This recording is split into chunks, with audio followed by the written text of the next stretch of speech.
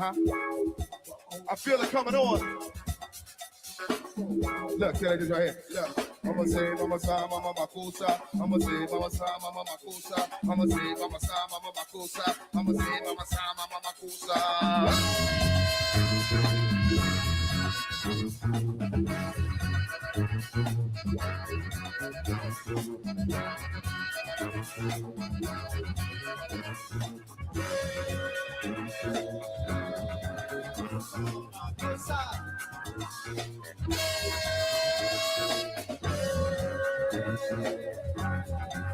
So my cosa.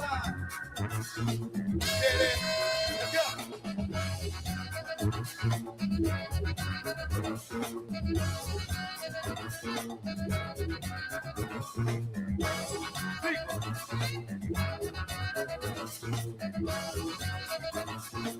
There it is. Get it. Tell him. Uh-huh. So we're closer.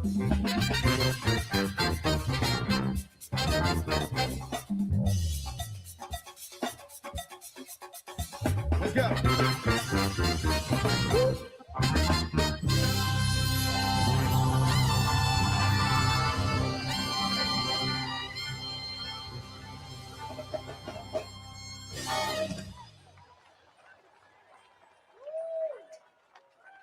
As we begin today's celebration, please welcome some of our distinguished guests.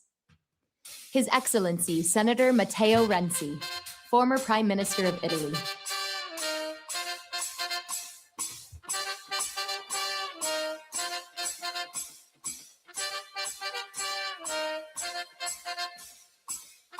His Excellency, Tsakhtiagin Elbegdorj, former President of Mongolia.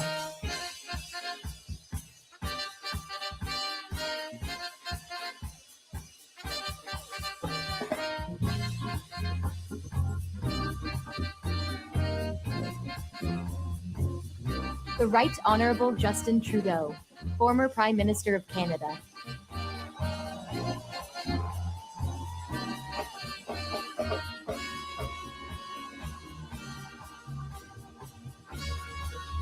Her Excellency, Dr. Angela Merkel, former Chancellor of the Federal Republic of Germany.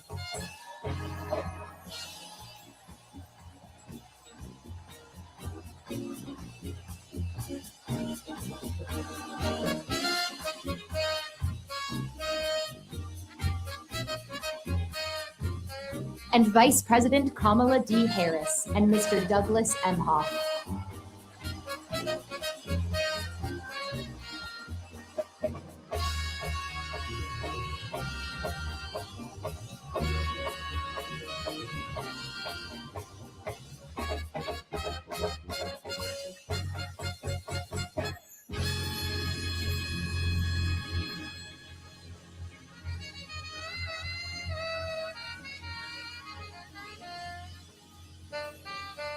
It is our honor to welcome President William Jefferson Clinton and Secretary Hillary Rodham Clinton.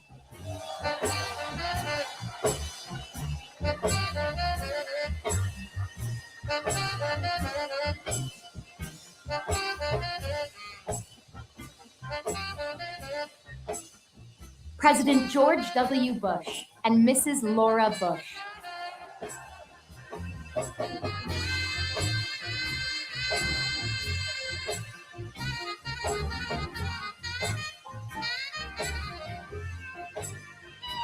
President Joe Biden and Dr. Jill Biden.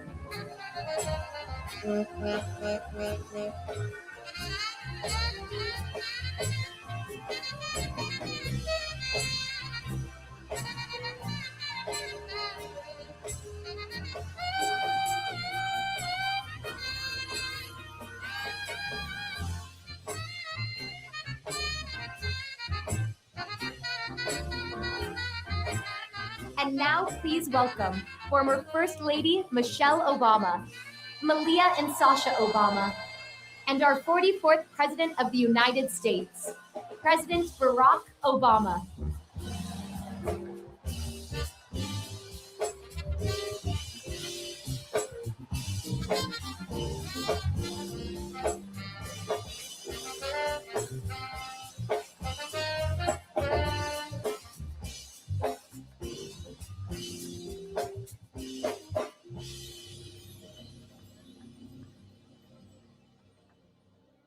our invocation, please welcome Pastor Joel Hunter and Joshua Dubois.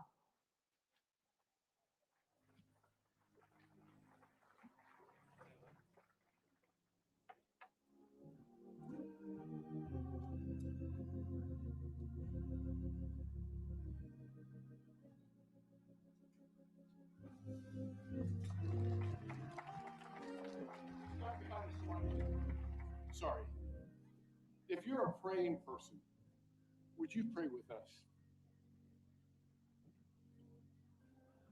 Gracious God, we bow our heads in gratitude on this holy ground. We thank you for the long arc of justice you have bent toward freedom, for the founders who confessed that all are created equal, for the abolitionists and the marchers, for the women who claimed the vote, and for the saints who crossed the bridge at Selma, trusting that you walked beside them. Generation after generation, you have widened the circle of belonging. And so we come to give thanks for the man whose name this center bears, a son of many places who answered your call to serve, who stood where no Black American had stood before, and who reminded a weary nation that hope is not a platitude, but a call to action, and who was not just concerned with nations, but with neighborhoods. We thank you for his deeper wisdom, that our differences are not a threat to be feared, but a gift to be welcomed, a source of strength and of greater understanding. Neighbor to neighbor, stranger to friend, he showed us the quiet power of listening, of showing up, and of believing in one another.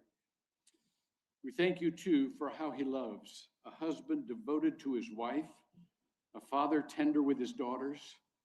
In him, we see that a life of service begins at home with the people we cherish. And we also see a faithful friend who would call on two old teammates to help launch this center with a blessing. Now, God, we ask you to move. Move about this center. Let it be an epicenter of innovation, a balm of restoration, and a hotbed of hope. Move in the hearts and minds of all who pass through these grounds and walk these halls. Let inspiration creep up when they least expect it. Let them feel the same fire that a young man and young woman on the south side of Chicago felt, not too far from here and not too many years ago. And for those who may arrive here weary and heavy laden, let this be a place where peace quiets their souls. Finally, God, move in our futures. Let a strange mixture of what happens here at the Obama Presidential Center, plus the work of human hands, plus your divine work, unleash justice where it is lacking. Loosen democracy from those who would tie it up and unfurl the type of change that sets captives free. And let that work create ripples in eternity. Smiles in heaven, smiles that stretch across the divine faces of Fannie Lou Hamer and Joseph Lowry, C.T. Vivian and John Lewis, Frazier and Marion, Anne and Barack. Thank you, God, for all that you have done, all that you are doing, and all that you will do in this hallowed place. Let it be so, and let the people of God say, amen. Amen. Thank you for your service.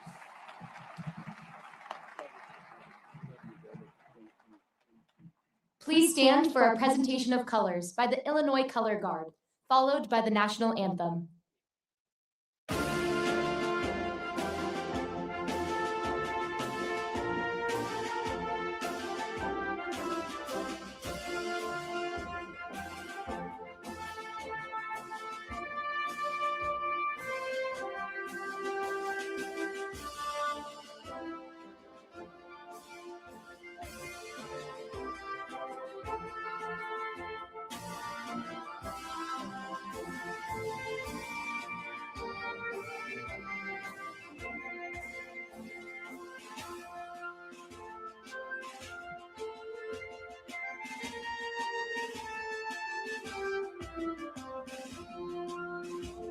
Let's turn march.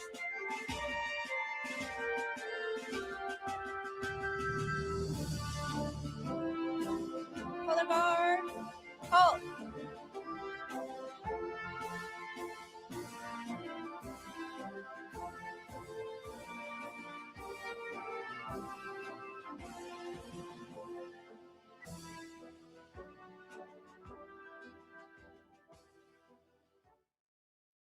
Performing our national anthem, born and raised right here on Chicago's South Side. Emmy, Grammy, Oscar, and Tony Award-winning legend, Jennifer Hudson.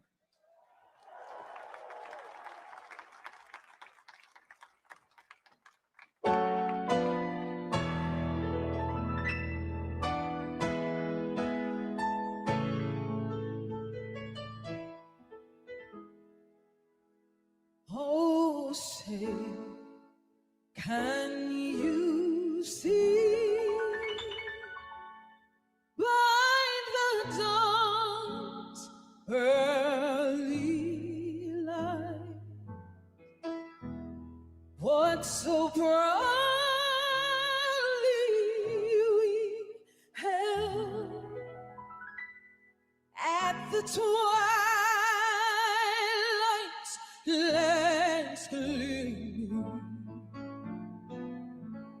whose broad stripes and bright stars through the perilous fight, what the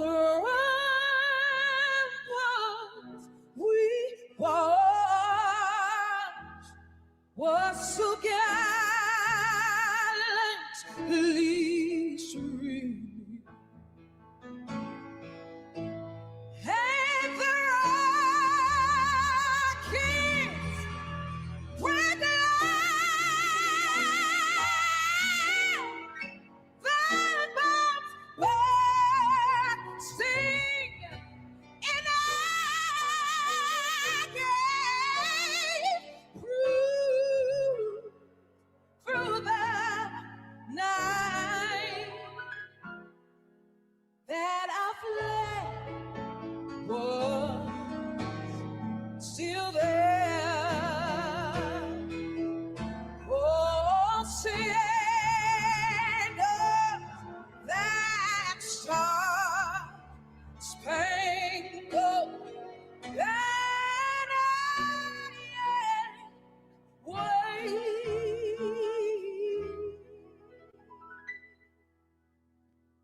o'er the land and of the free and the home of the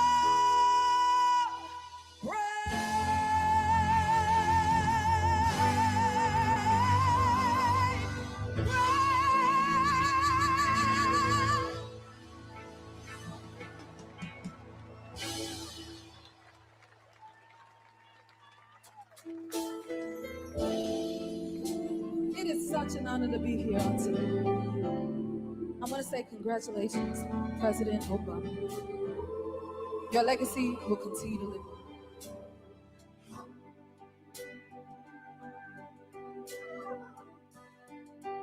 Listen. To dream the impossible dream, to fight the unbeatable foe, to bear with unbearable sorrow, to run where the brave dare not go, to right the unrightable wrong, ooh, to love pure and chaste from afar, to try when your arms are too weary, to reach the unreachable star. This is my quest to follow that star. No matter how hopeless, no matter how far, to fight for the right without question of mind. To be willing to march into hell for that heavenly call. And I know if I'd only be true to that glorious quest, that my heart will like peace full and calm when I'm laid to my rest. My rest.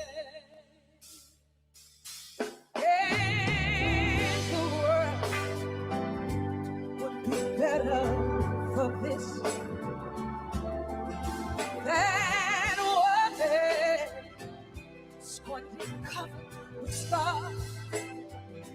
Still strong with his lessons courage to reach the unreachable star. To win no matter how far. Still believe, and the impossible, the unbeatable, the unreachable.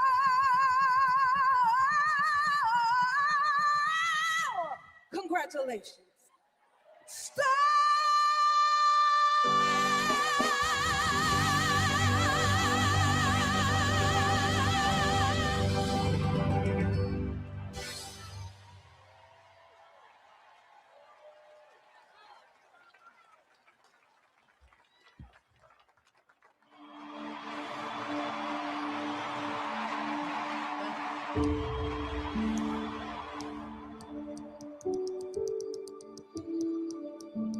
Our story begins on the south side of Chicago.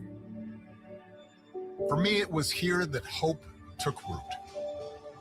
It's where I started knocking on doors, where I learned to listen and found my voice, where I fell in love with Michelle and built a family, and a community, and a home. From this place, our circle and our aspirations grew. Because the story of the South Side has always been a story of possibility. And now we start writing a new chapter. Today we open the doors of the Obama Presidential Center, a place rooted in this community and built on a simple belief that we can come together and create the change we seek. We. It's the single most powerful word in a democracy. We the people. We shall overcome. All things are possible. Yes, we can. We includes everyone, and this place does too. 19 acres in the heart of Jackson Park, where people can get inspired, where leaders get amplified, where you can connect with folks who live down the street or across an ocean. Here you can do more than reflect on change, you can become it. That's what the South Side taught us. It's what we taught our girls, what generations have passed down to their kids. That progress isn't bestowed from on high. It grows from the ground up. With hard work and courage and faith in each other. We've proven it before. Now let's do it again. Together.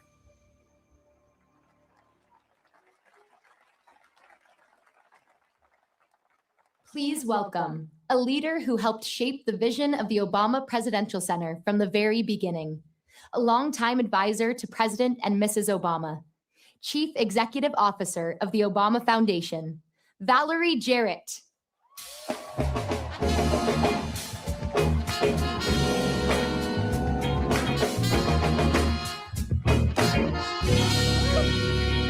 Well, good morning, everyone.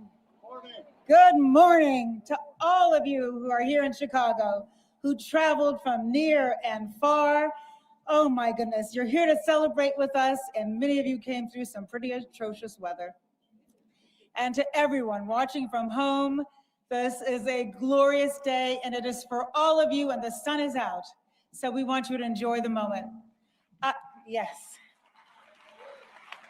I am thrilled to officially welcome you to the opening of the Obama Presidential Center.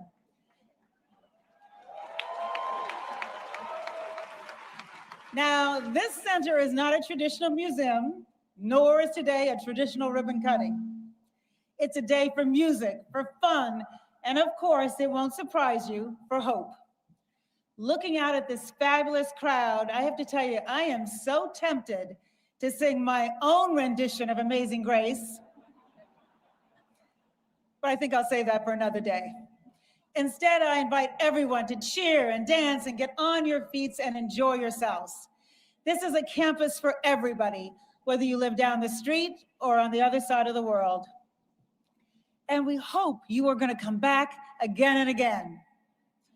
To President and Secretary Clinton, to President and Mrs. Bush, to President and Dr. Biden, all of our foreign dignitaries and elected officials who are here, we are honored by your presence.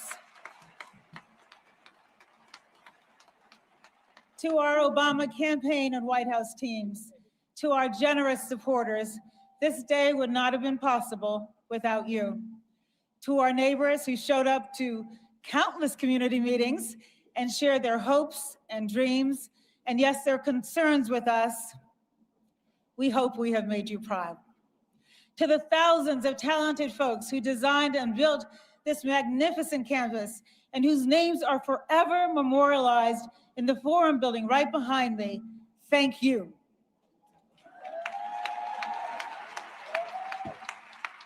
To our board of directors, Marty Nesbitt, our chairman, all of the members of the board who provided exceptional oversight and guidance and support, and to my amazing team, whose dedication and commitment to excellence have made our programs, the center, and this celebration all exceptional. Thank you. We'd also like to take a moment to recognize the original inhabitants of the land upon which we are gathered today. We honor the Anishinaabe, the Council of Three Fires, the Ojibwe, the Odawa, and the Potawatomi nations. And to our family and friends whose unwavering love and support help sustain us throughout this incredible journey, thank you. And lastly, thank you, Barack, Michelle, Malia, and Sasha, for your grace and your service to this country, each in your own way.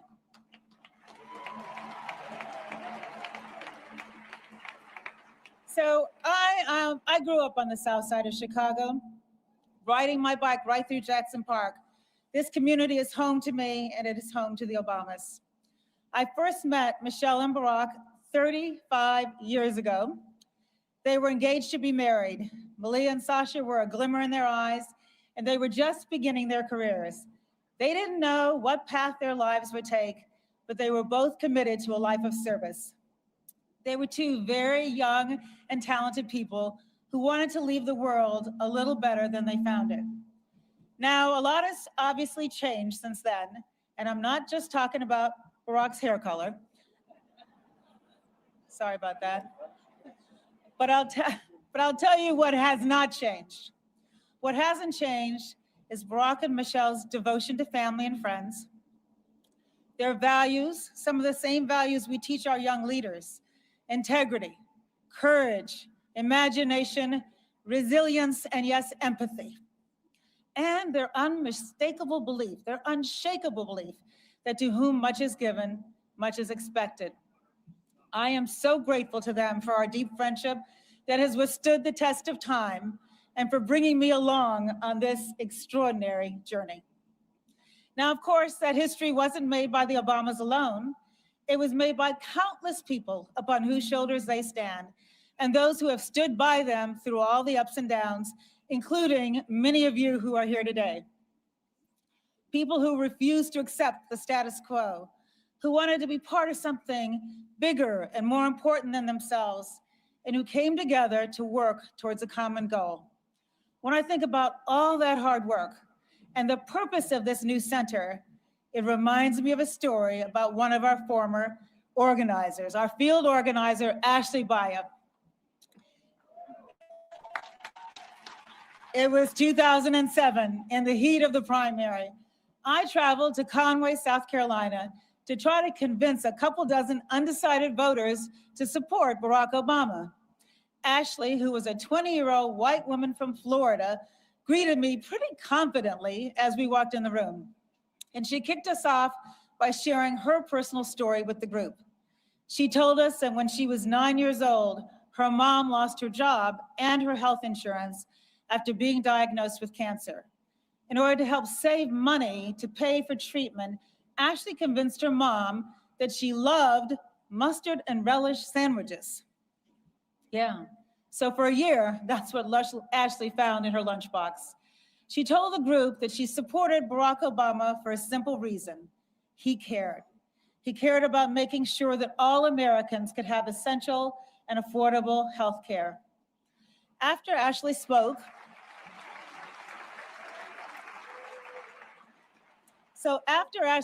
we went around the room and each person talked about what they were there for, what they cared about. They wanted to hear about all kinds of things that the senator was proposing, his plans to create jobs, help veterans, save the environment. Then, about 2/3 of the way around the room, an older Black gentleman said, rather matter-of-factly, "You know, I'm not here to listen to what you have to say about any particular issue. I'm here because of Ashley. I know her, I trust her, and because of her, Barack Obama has my vote." Ashley's here today. Where are you, Ashley?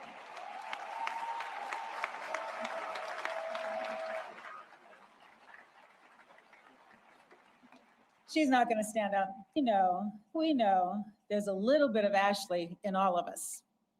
Real change is not predestined, nor does it happen simply because of someone's title or station or status.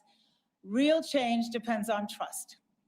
The kind of trust that was built between a young white woman from Florida and an older Black man from South Carolina. That's what Barack's campaigns were all about. That's what Barack and Michelle's 8 years in the White House were all about. That's what this center is all about. This is not a monument to the Obamas, you guys. This is a tribute to all those who made their journey possible.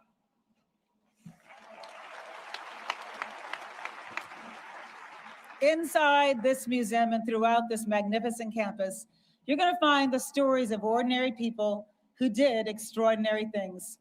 Stories that show the inevitable zig and zag of our efforts to perfect this nation, but that nonetheless paved the way for Barack Obama's presidency and everything achieved during his 8 years in office.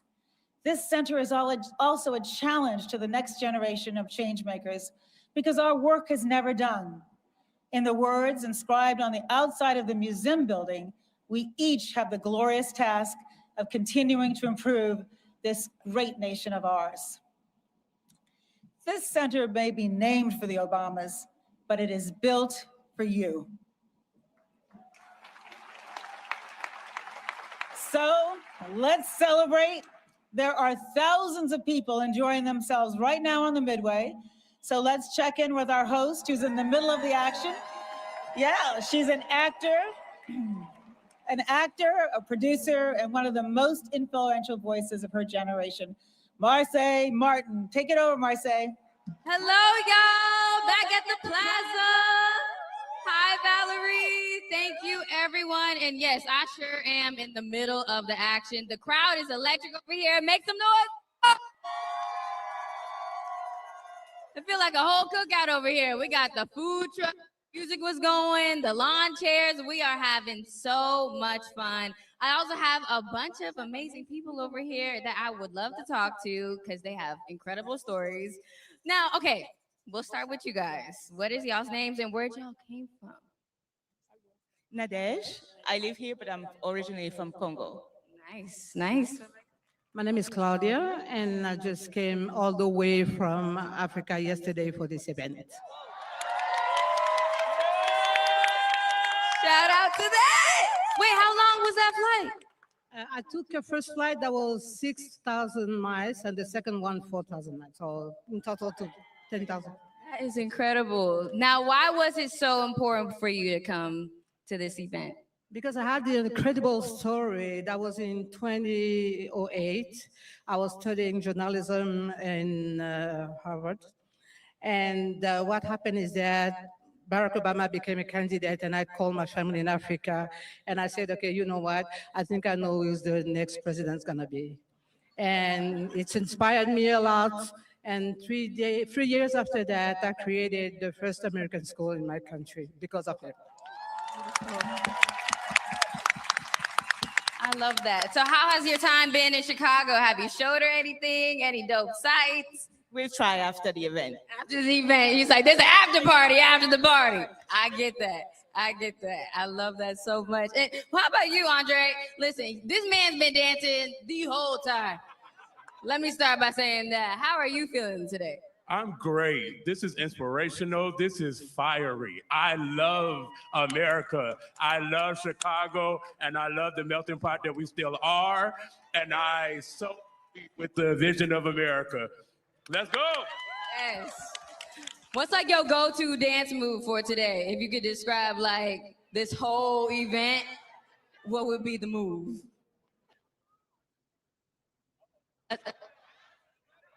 Uh-oh. Okay, just a... Oh,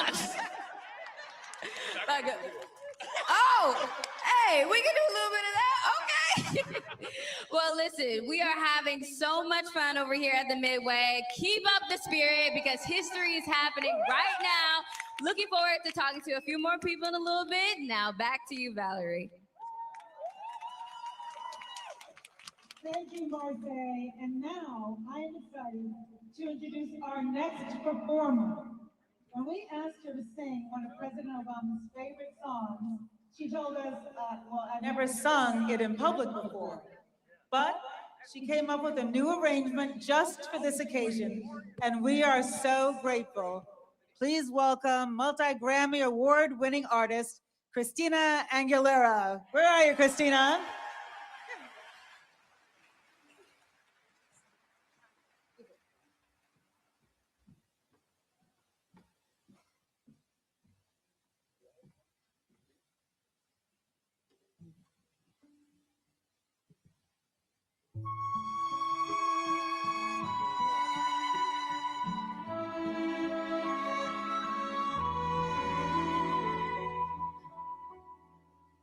See trees of green, red roses too. I see them bloom for me and you, and I think to myself, what a wonderful world.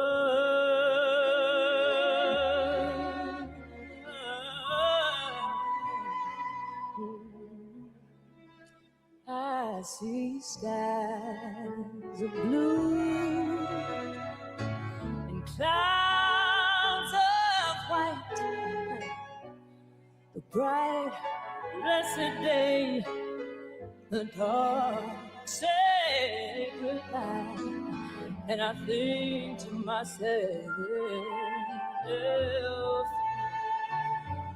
what a wonderful world.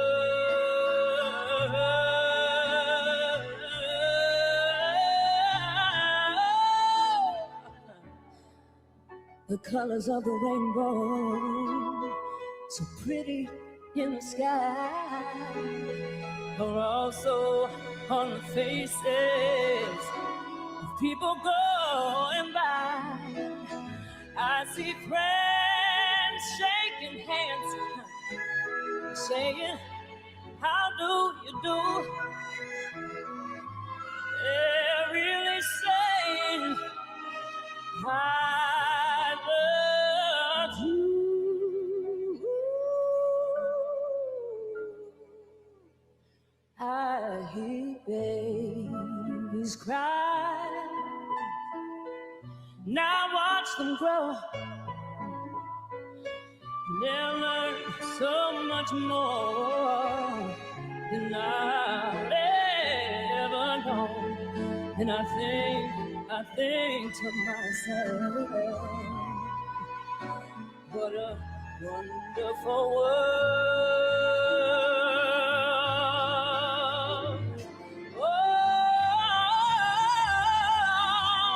the colors of the rainbow, so pretty in the sky, are also on the faces of people going by.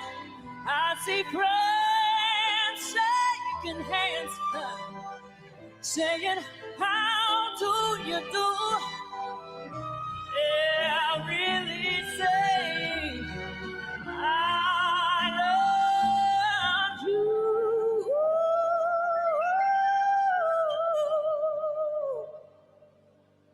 I hear babies cry. I watch them grow. They'll learn so much more than I'll ever know. And I think to myself, what a wonderful world.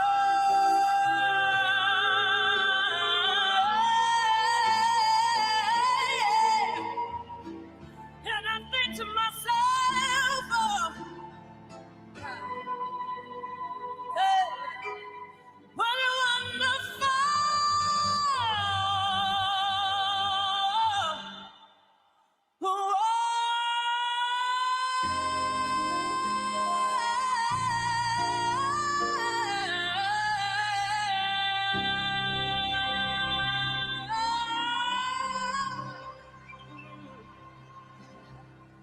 Thank you so much.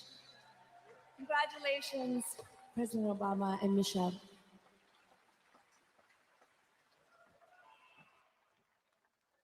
President and Mrs. Obama have always shown us that hope isn't passive. It's something you show up for. For the past 8 years, the Obama Foundation has been bringing that hope to life. Now, see the mission in action. Leaders emerge every day in classrooms, in neighborhoods, in communities across continents. A whole generation is already shaping what comes next. We are reporting live from Rio. Welcome to Greece. Africa, Europe, and the Welcome to Pacific. Chicago. I'm in Antarctica. For over a decade, the Obama Foundation has created opportunities for young people to realize their ability to change their world. Young people like our boys and young men of color in the My Brother's Keeper program, created by President Obama in the wake of the death of Trayvon Martin. Boys who dream big and whose growth we can nurture because their success is our success. We had to be able to say to them, you matter. And we are going to make sure that you have the opportunities and chances to move forward. My Brother's Keeper is definitely the support that helps us catapult our young men into greatness. The Girls Opportunity Alliance, founded by Michelle Obama, supports grassroots leaders and organizations working to educate and empower adolescent girls around the world. By telling our own stories from our perspectives, that's how we're going to change the narrative. That's how we're going to shift the way that we're seen in the world. When girls get the opportunity they deserve, we all benefit. And the Obama Foundation's Global Leadership Program, where emerging leaders in the United States and around the world are building community and learning skills to take on the defining challenges of our time. Many of the challenges that are happening in our countries are so universal. If we work the playbook well, then we can put it into practice. We come from different nationalities, different cultures, but we do our work for love of community, for love of country. Whenever you put out the invitation for people to meaningfully make change, so many people are willing to donate their time and energy towards creating a better future. And that's powerful to people. Now, this work has a place to gather and grow. Here at the Obama Presidential Center, dreamers become leaders. Yes, we can. Hope becomes change. We build the future together. I want to fight to make sure that the world sees you, because I know who you are. Because the future is shaped by those who choose to be audacious. The future is now, and it starts with us.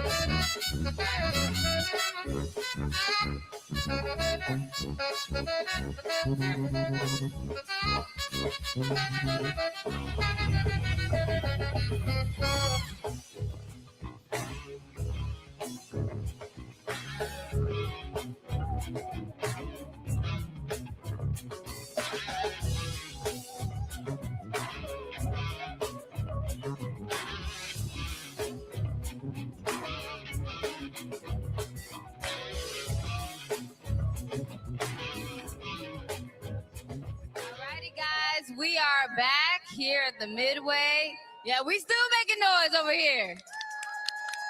We chilling. We see y'all at the plaza with y'all church fans. We gonna need some of those.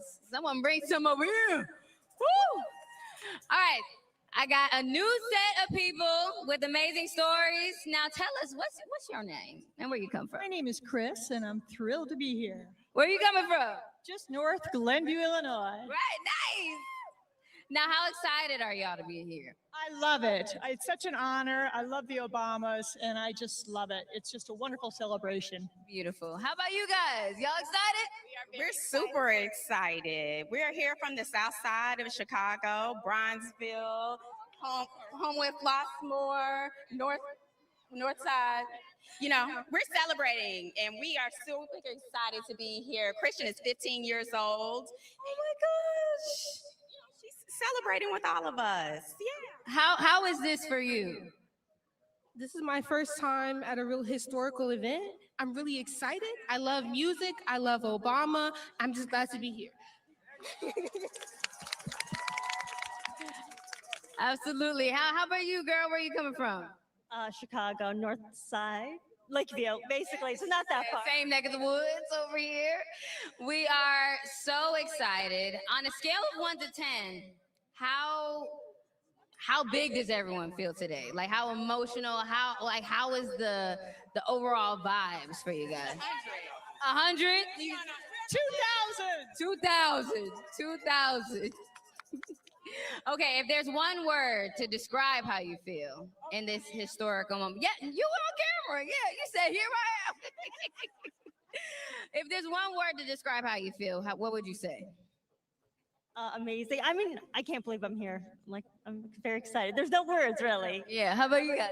I don't have the words to express how amazing this is. I wore my vintage Obama shirt from the campaign, and this is just bringing back so many memories, and I'm just hopeful that we can get back to the time where we were before. We're super grateful for the Obamas bringing change back to the south side of Chicago. And we want to share this love all over the world. So if people are watching this, come and see us. Come to the museum. Okay, absolutely. And the power of love. The power of love. All right, we excited. We still lit over here. Back to y'all. For the past few months, young artists from Guitars Over Guns, an organization that empowers youth through music and mentorship, have been working with rock legend Eddie Vedder to create an original song. Every note, every chord, every lyric. Please welcome Chicago icon and the voice of Pearl Jam, Eddie Vedder and Guitars Over Guns.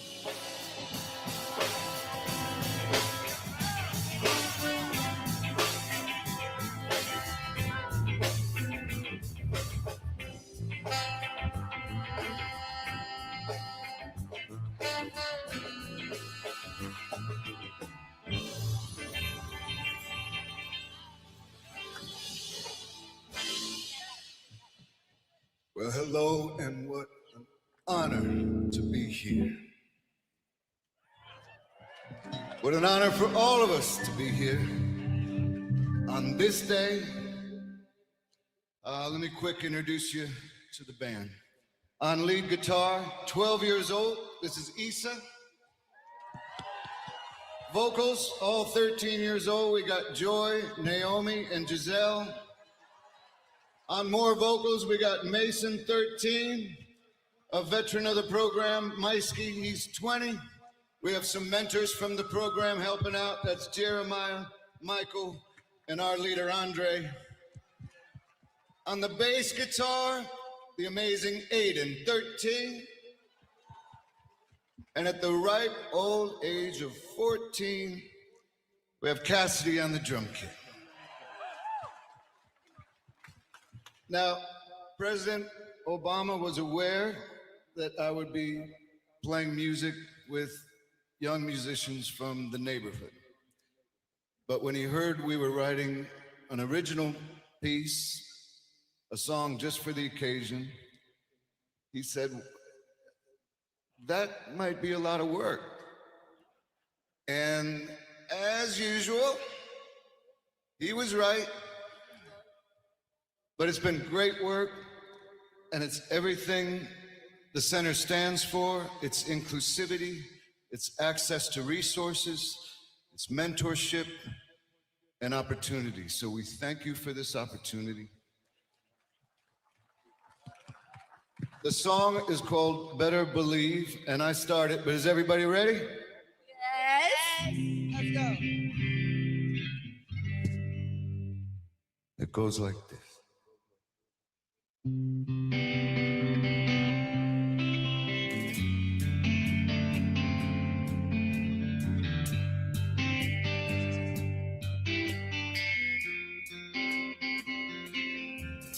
Today is not just another day. We've been called, and I can hear it clear finally. If I can say what I want to say and be the one I want to be, there ain't no one who can take my place. People had days where we could not find our faith, but all of that searching is what led us all here today. You better believe, We'll rise believe up. what you see. Yeah. After it's all said and done, we all can agree our time is our Lord. We'll fly to the stars after it's all said and done. You better believe, believe in me, believe in me.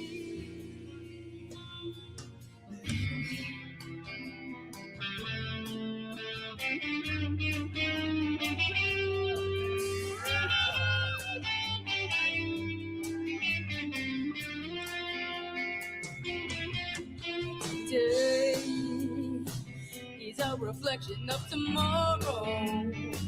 No more pain and sorrow. Now we can seize the day. Being on your own, it can be lonely sometimes, but we have to find a way to make it through the rain. Ooh, rainy days, you better believe we're gonna be here after it's all said and done.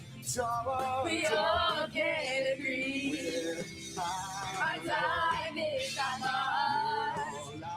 We'll fly through the stars after it's all said and done.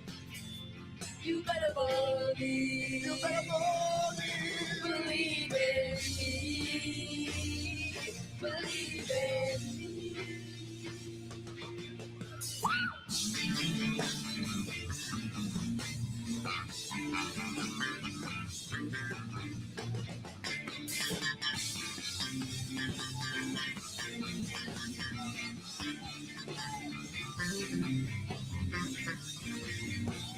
Hey!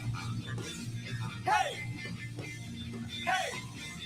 Hey! Hey! We bring light from the darkness. I've been flying since mom's apartment. Like MJ, we've been starting something. Forged by time, my heart is cold. Oh, we finna do what people said that we never could do. They used to doubt us, but we always knew. Look on our side, we never could lose. We got our brothers, our mamas, our sisters, our fathers, our families, they all in our back. I got my hopes and my dreams, and I'm wishing my vision to share my dream intact. Okay, we trying to be the best we can be, and we picture perfect like Mona Lisa. And we plant the seed, out came the tree, your ancestors, so we can't believe. This side, we believe, we believe, we believe. Come on. We believe, we believe, we believe. This side, we believe, we believe, we believe. Come on. We believe, we believe, we believe. Everybody. We believe, we believe, we believe. Say it. We believe, we believe, we believe. We believe, we believe. You better believe. We're gonna see after it's all said and done. We all can agree. Our time is not lost. We'll fly through the stars after it's all said and done. You better believe. You better believe. Believe in me. Believe in me.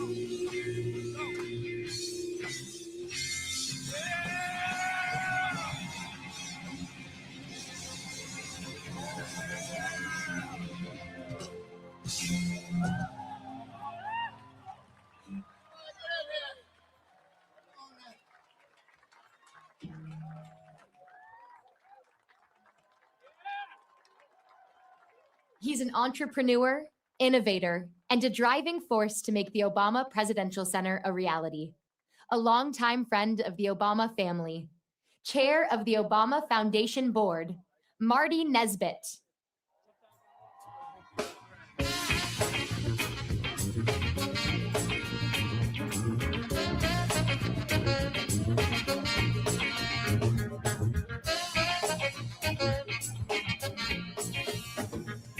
Good morning.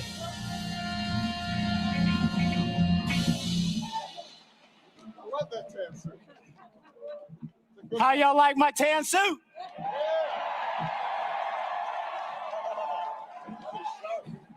It was inspired by a very good friend of mine who made tan suits famous. And I don't know about the rest of you all, but I thought he looked pretty good wearing his. So I decided to wear one myself. Well, they say imitation is the sincerest form of flattery. So this is my way of just showing a whole lot of love. And thank you. In all seriousness, standing here today is deeply personal for me. My wife, Anita, and I have deep roots in this community. We met at Roby House, which is just up the street over there, in a home built by Frank Lloyd Wright. We were married in Rockefeller Chapel, which you can see right over the horizon, all 5 of our children were born at the University of Chicago Hospital. And somebody's inspired by that. We were born at the University, all 5 of my kids were born at the University of Chicago Hospital, and Anita served on the faculty at the Pritzker School of Medicine for nearly 30 years. Over the decades, we have watched this city and this community evolve, overcome challenges, and continually reinvent itself. To stand on the South Side and see the Obama Presidential Center rise here today, where generations of young people will come to learn, lead, and dream, is both emotional and historic. For us, this moment is also a chance to reflect on the privilege of our decades-long friendship with President and Mrs. Obama, which was forged right here on the South Side of Chicago.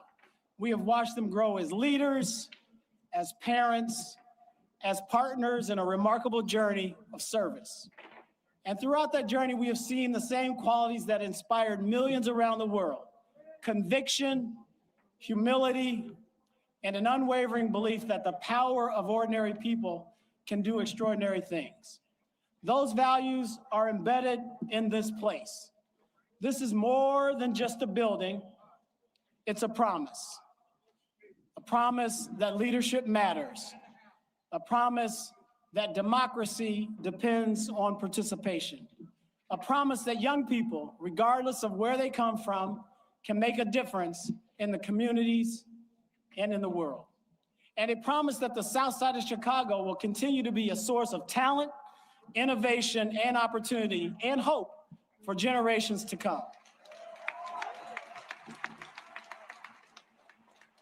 I also want to recognize the many people who made this day possible. To Valerie Jarrett, our great CEO, the Obama Foundation Board, thank you for your vision, stewardship, commitment throughout this entire journey. To the donors and supporters whose generosity transformed an idea into reality, thank you. To our civic leaders, community partners, neighborhood residents, and the countless organizers, builders, and team members who worked tirelessly to bring this center to life, we are deeply grateful. And a special thank you to my dear friend, Robin Cohen, who was employee #1 at the Obama Foundation. Her selflessness, adaptability, and resilience have been indispensable to this journey and remain cornerstones of the culture that we built together. Today belongs to all of you. As we celebrate this remarkable achievement, let us remember that the true measure of this center will not be the architecture we admire, but the lives it inspires. Congratulations to President and Mrs. Obama, to the foundation, to the South Side, and to everyone who helped make this promise a reality. Ladies and gentlemen, please welcome John Legend.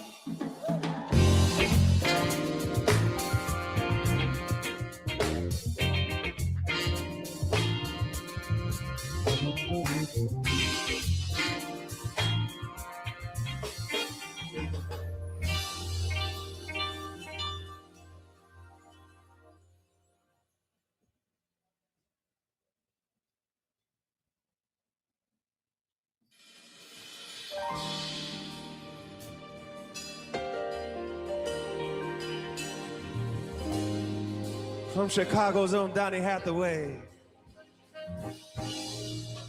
Hang on to the world as it spins around. Just don't let the spin get you down. Things are moving fast. Hold on tight and you will last. Keep yourself, respect your manly pride.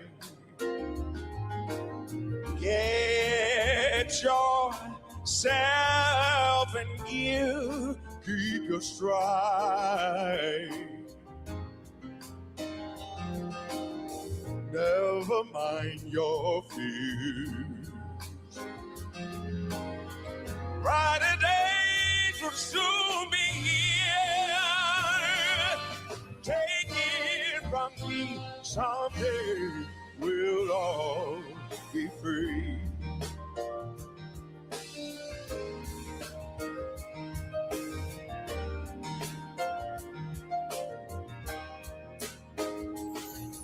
Keep on walking tall, hold your head up high.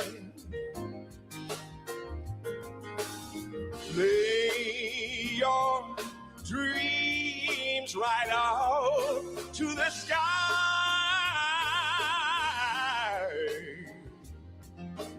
Sing your greatest song.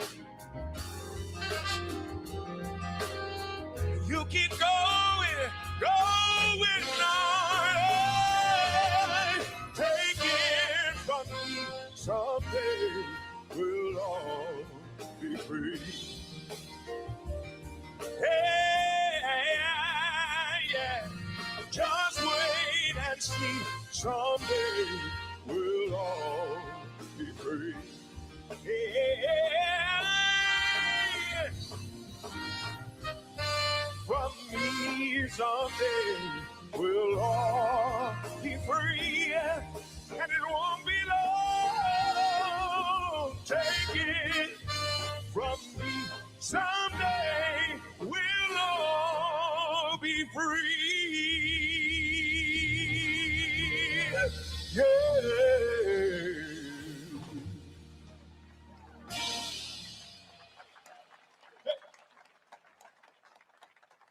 Thank you so much. It's so good to be here on the south side of Chicago. The first time I met President Obama, he was Senator Obama. We met in his office almost 20 years ago. And he was contemplating running for president. I told him, if you need anything from us, just let us know. We'll be glad to help out. And help out we did. We were so grateful to be a part of this entire journey from the beginning. So grateful to see this beautiful facility here, honoring all the work that the Obamas did, but that all of us did together. We're so grateful for this opportunity. We've got some more amazing Chicagoans to come to the stage. Please welcome this incredible choir, United Voices of Chicago.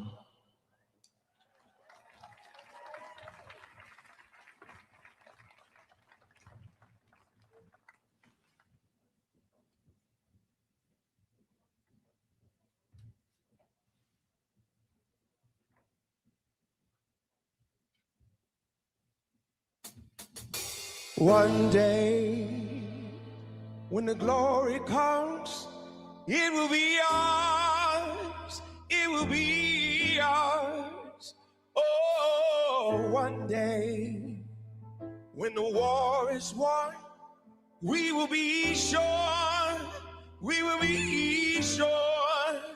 Oh, glory. Glory. Oh, from the south side, please welcome Common. Hands to the heavens, no man, no weapon formed against us, glorious destined. Everyday women and men become legends. Sins that go against our skin become blessings. The movement is a rhythm to us. Freedom is like religion to us. Justice is juxtaposition in us. Justice for all just ain't specific enough. One son died, his spirit is revisiting us. True and living in us. Resistance is us. That's why Rosa sat on the bus. That's why we walk through Chi-Town with our hands up. When it go down, we woman and man up. They say stay down, and we stand up. Shots, we on the ground, the camera panned up. King pointed to the mountaintop, and we ran up. One day, when the glory comes, It will be ours. It's ours. It will be ours. The glory is ours, Chicago. oh, one day, America, when the war is won, the world, We will be sure. so sure. We will be sure. oh, glory, oh, Now the war is not over. Victory isn't won. but we'll fight on to the finish. Then when it's all done, We'll cry glory. Oh, glory.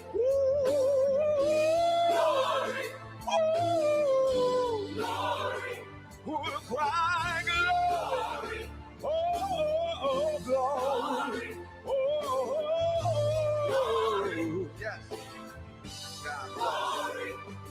Selma is now for every man, woman, and child. Even Jesus got his crown in front of a crowd.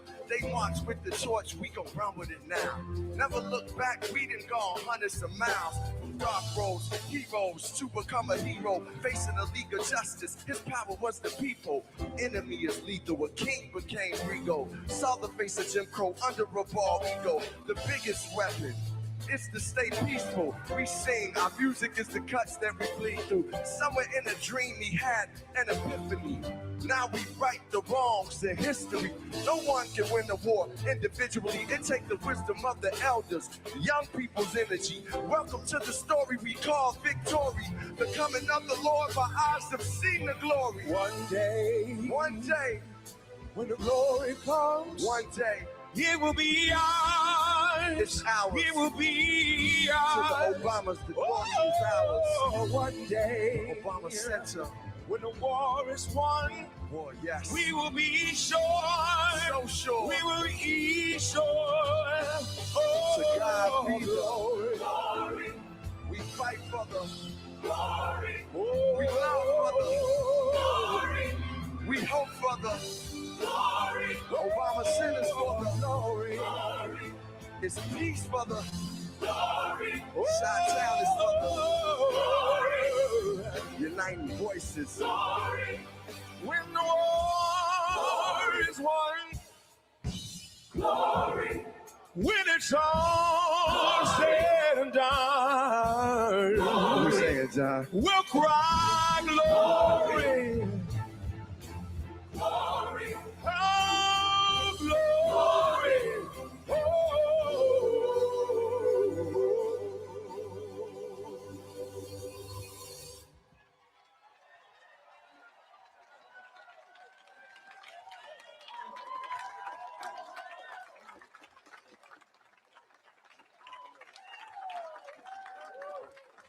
God bless.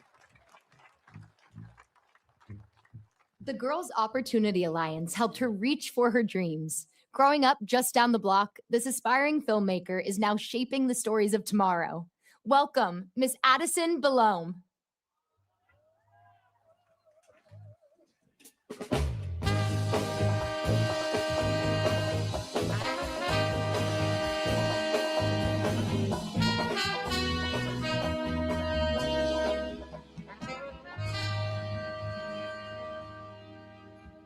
Good afternoon, everyone. My name is Addison Belome. I'm a film director, a rising sophomore at the University of Southern California School of Cinematic Arts. And most importantly, I was born and raised right here on the South Side of Chicago. Being here today as a presenter at the Obama Presidential Center is a tremendous honor. Standing on this stage feels a bit like deja vu. My mind goes back to my sophomore year at Lindblom Math and Science Academy in Inglewood. Swoop, swoop. I was sitting at lunch when I received an email from the Girls Opportunity Alliance inviting me to travel to New York City to speak at a luncheon with Mrs. Obama. For a 15-year-old girl from Chicago, that opportunity was transformational. It showed me that my voice mattered and that my dreams were worth pursuing. First Lady Michelle Obama is living proof that when you're a Black girl from the South Side of Chicago, there is no limit to what you can achieve.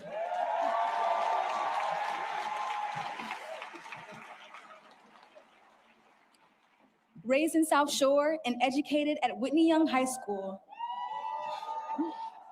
Mrs. Obama's story began in the same city that shaped me. Throughout her life, she has remained deeply committed to uplifting communities like the ones that raised her. Over the past 5 years, I have driven past this site on Stony Island countless times, on my way to school, to visit friends, and family. I felt a sense of excitement and possibility, knowing the impact this center would have on my community. At the Girls Opportunity Alliance luncheon in 2022, I spoke about how violence in my neighborhood sometimes limited the freedom that many children take for granted. But today, because of spaces like this one, generations of young people on the South Side will have greater access to education, opportunity, community, and inspiration.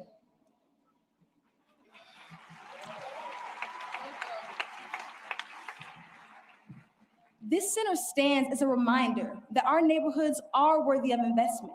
Our stories are worthy of being told, and our young people are worthy of every opportunity to dream bigger.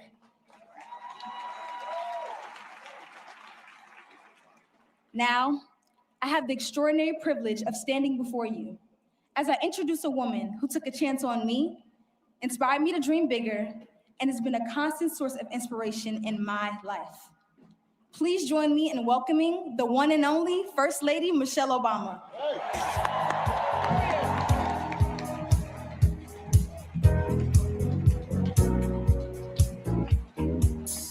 You made my soul a burning fire. Oh,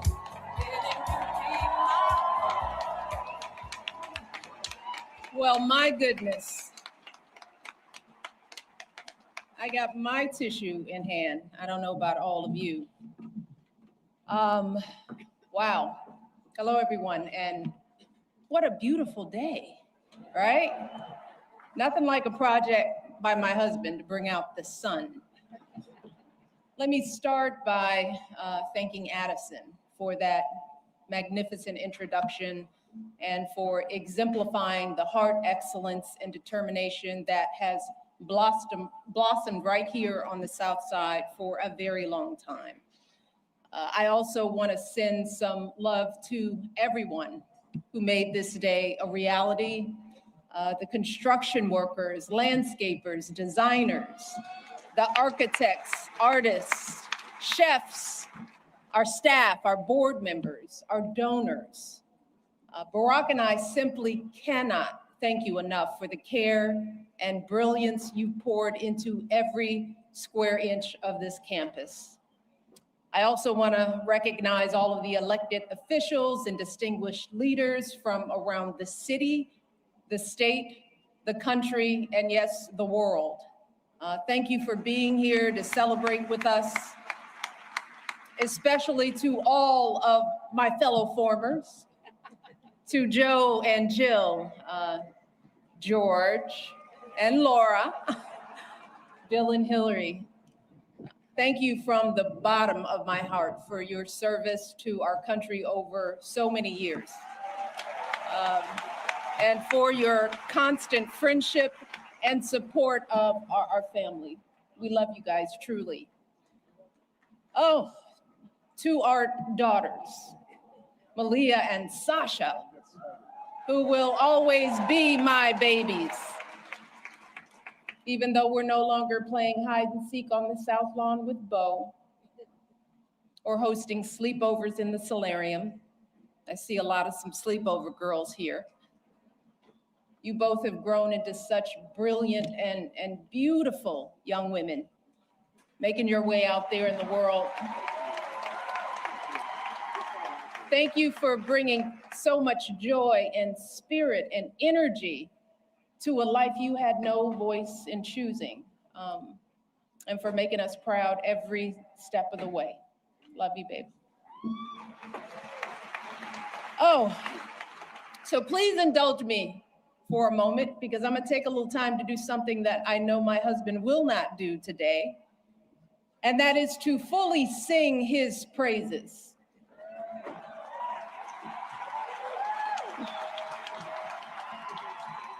Barack, you gotta look at me. You told me all those years ago that you couldn't promise me the world, but you could promise me an interesting life. And of course, you outdid yourself and managed to give me both.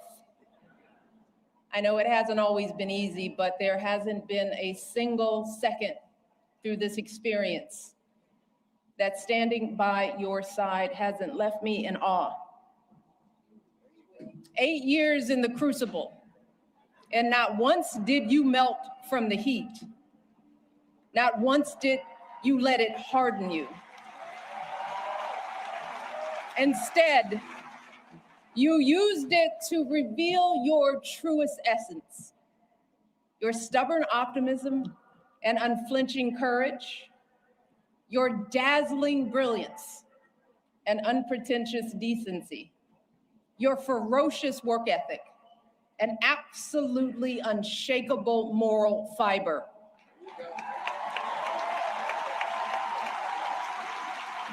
And to do it all as a first, and the higher standard that comes with all that, the claims that a US senator and constitutional law expert wasn't qualified for the job, the lies about your birthright, your faith, your patriotism, the outrage when you stated the biological fact that if you'd had a son, that he too would be Black.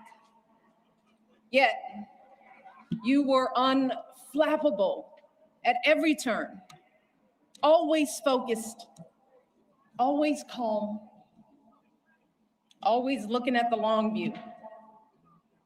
How absurd it is to even imagine that you might have buckled under the pressure even once, lashed out in frustration,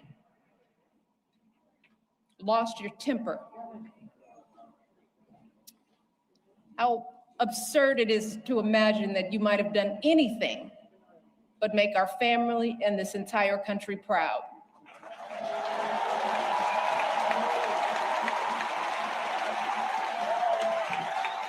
No, you were too busy.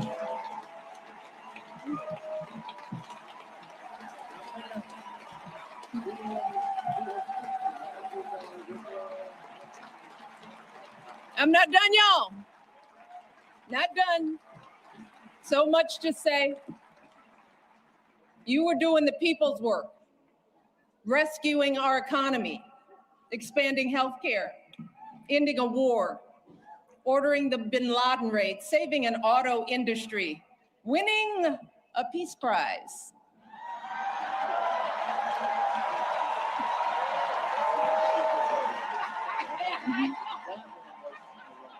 Keeping us safe from Ebola, regulating the banks, standing up for marriage equality,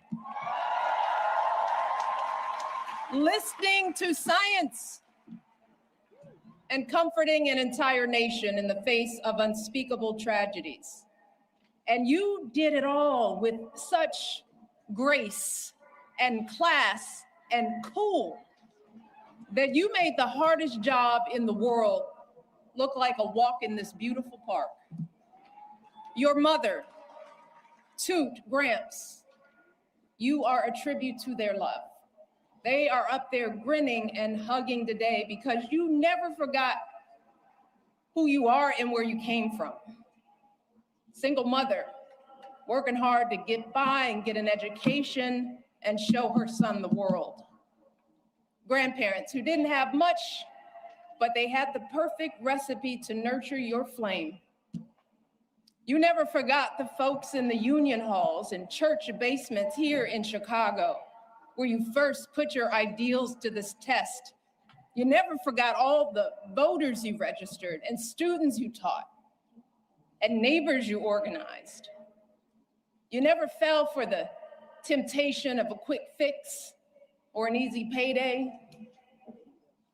You never changed from that idealistic summer associate who showed up on that rainy day when we first met without an umbrella. You always gave us the very best within you.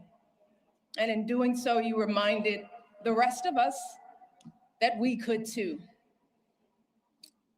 Barack, there are no words to express how proud I am of the way you showed up and continue to show up every single day. It has been an honor to be by your side. You have made me a better person and have given us all an example that we should strive to emulate.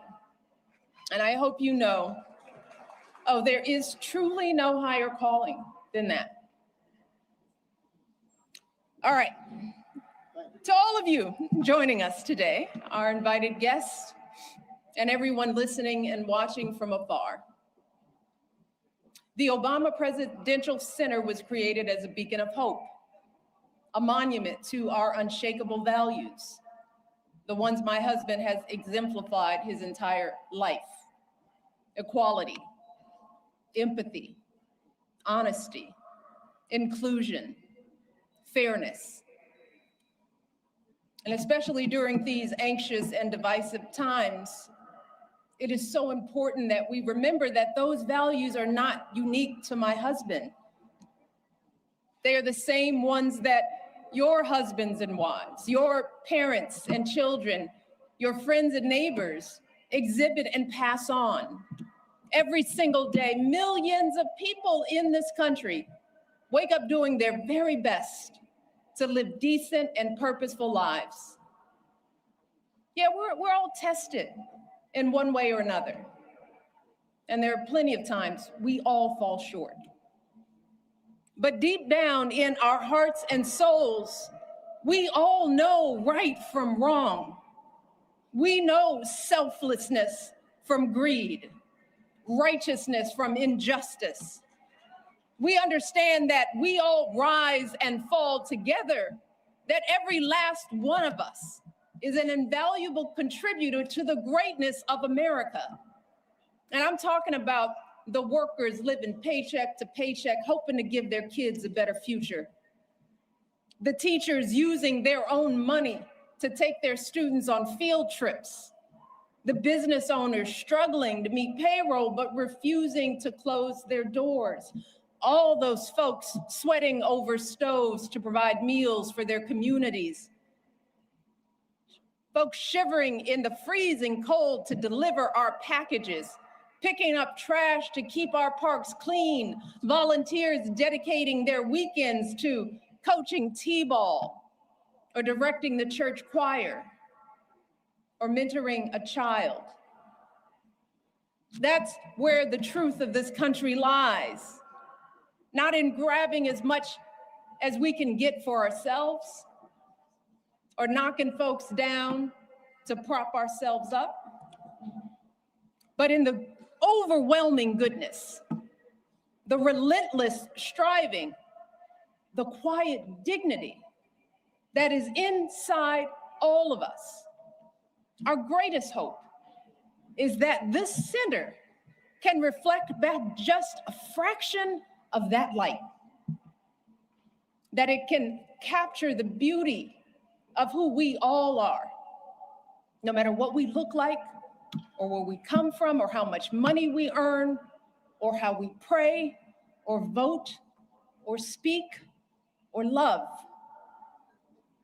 It's why during our administration, we threw open the White House doors to all sorts of folks who don't usually get to meet the president or first lady, the families pinching pennies to send their first child to college, the teenagers who know that a hot afternoon means the bullets start flying, the military spouses and children serving and sacrificing just like their loved ones in uniform, the Native kids showing us that resilience and pride can never be stolen, the 4-Hers and FFA members with calluses on their hands from feeding livestock, the immigrants proving what it truly means to be a dreamer.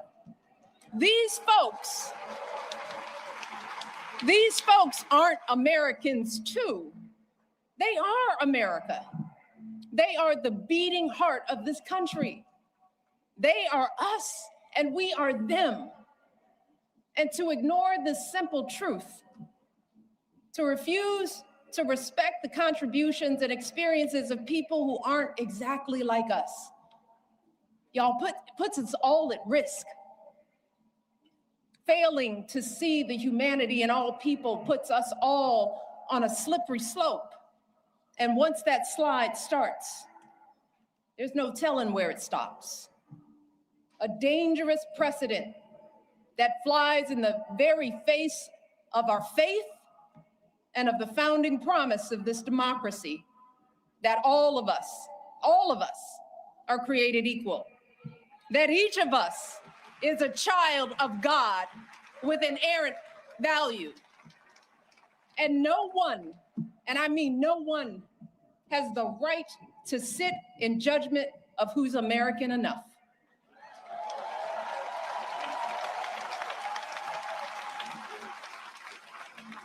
And that's why, folks, we simply don't have the luxury or time to be cynical or complacent, to wring our hands in despair, to wait for someone else to fix the problem. Y'all, hope is all we have, because hope is the essential spark that lights the fire of change. But hope is a choice. Whether or not we use our voices to speak up is a choice. Voting is a choice. Being a decent human being is a choice. Believing that we still hold the power to build a country that reflects us all is a choice. The Obama Presidential Center is a living testament to the power of choice, y'all.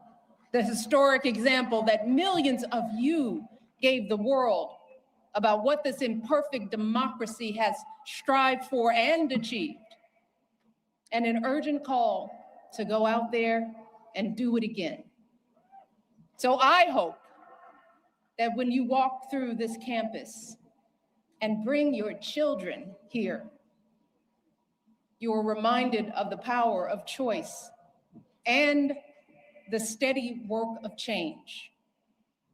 The arduous, unglamorous march up that mountain, one foot after another, day after day, generation after generation.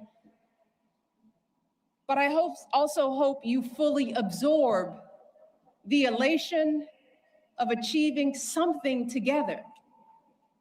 You know, that feeling when you clear the tree line and see a vista that takes your breath away. A feeling that can never be erased.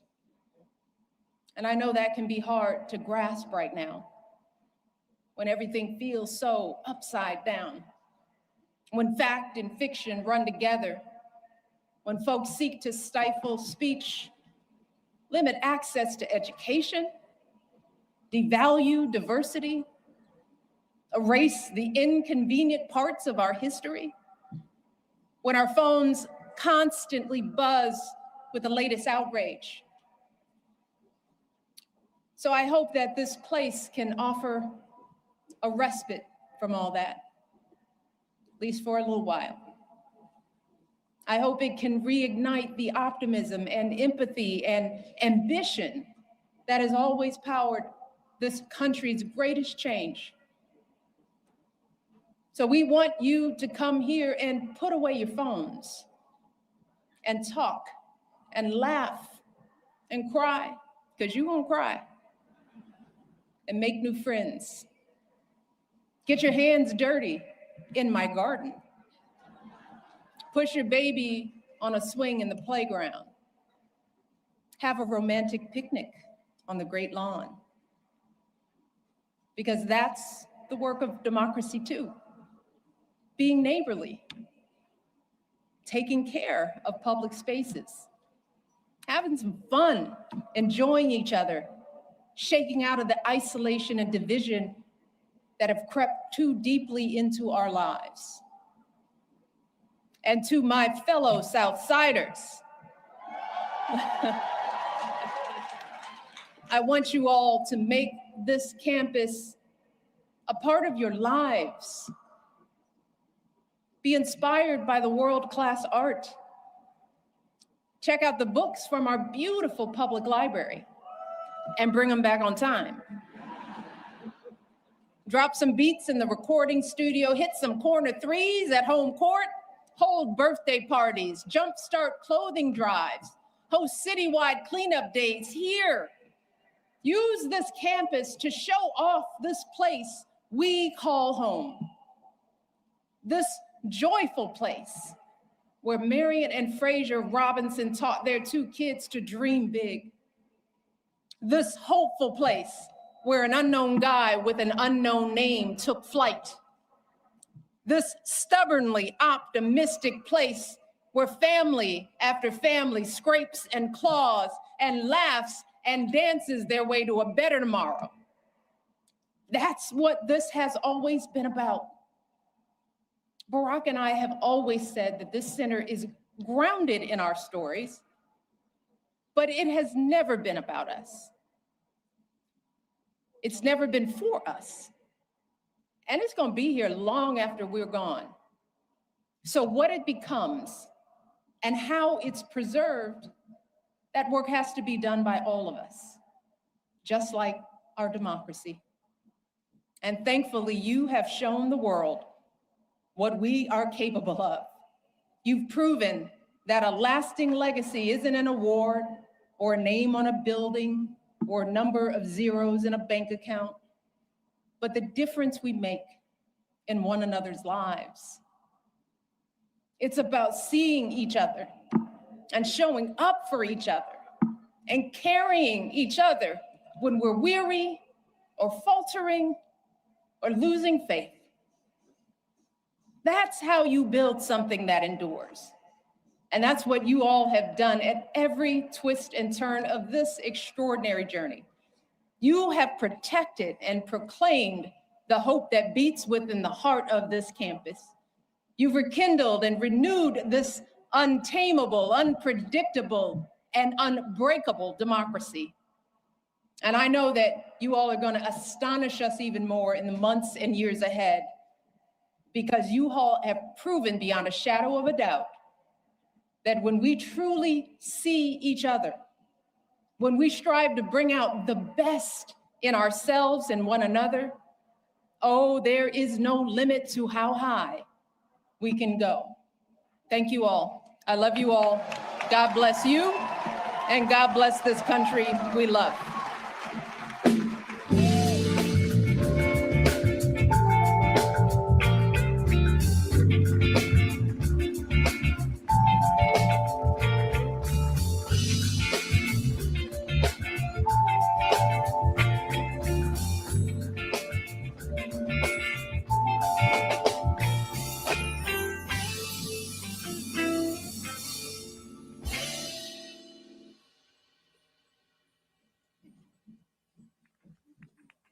Wow, my girl.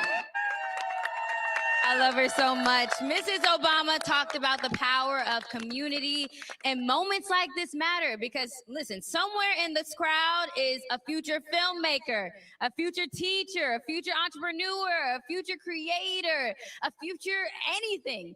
Days like today can change the way we see what's possible for ourselves. Now, we got all the future change makers over here. How are we feeling? Good?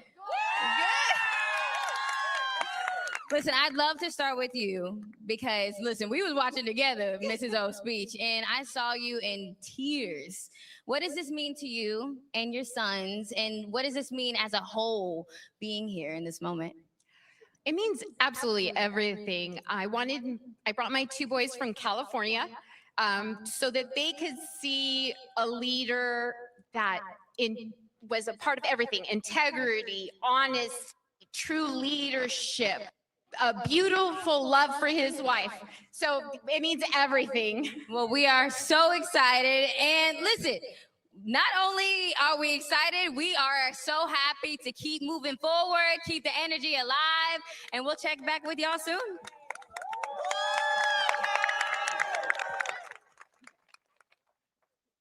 One stage, one world. That spirit comes to life on this campus and through our next artists. Please welcome Rock and Roll Hall of Famers, U2's Bono and the Edge, joined by Jackknife Lee.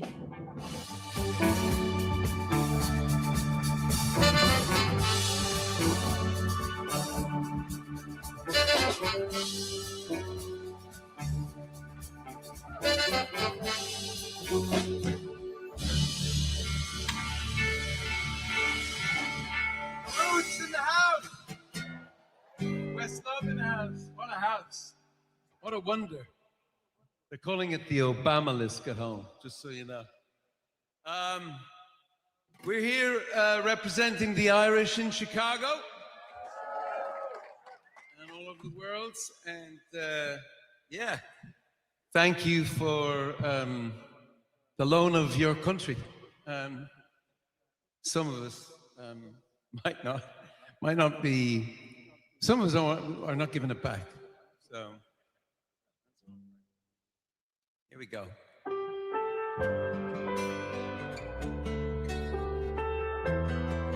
Some of us feel your country belongs to us,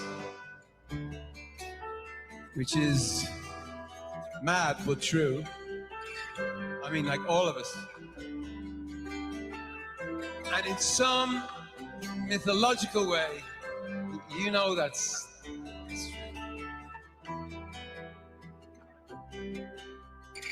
The more you see, the less you know. Someplace you better grow.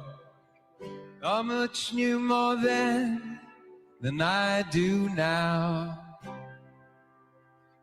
Neon hard day glow eyes, city lit fireflies. They were advertising in the skies for people like us. And I miss you when you're not around. I'm getting ready to leave the ground.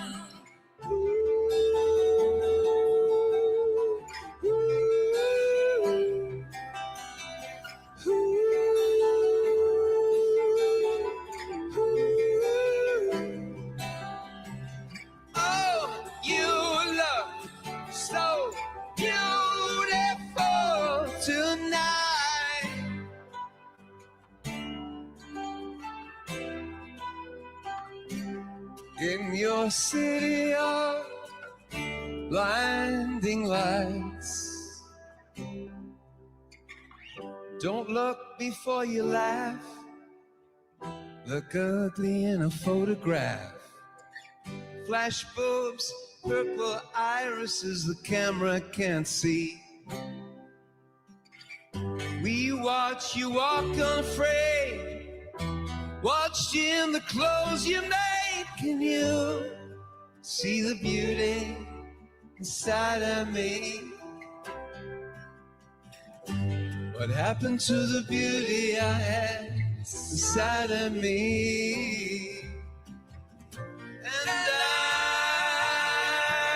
miss you when you're not around. I'm getting ready to leave the ground.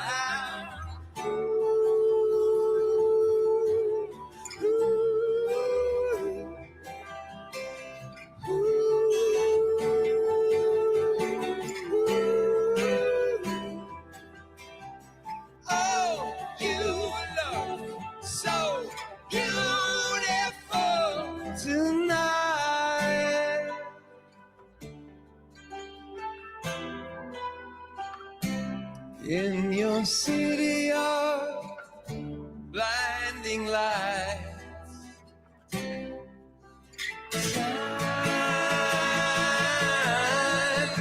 time.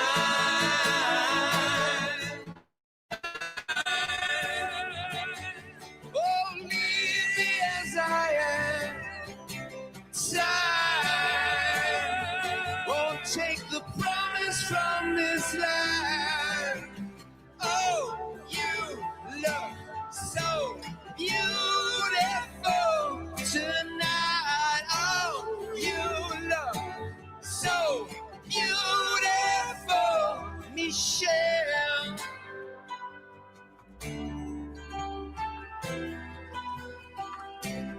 in your city of blinding lights.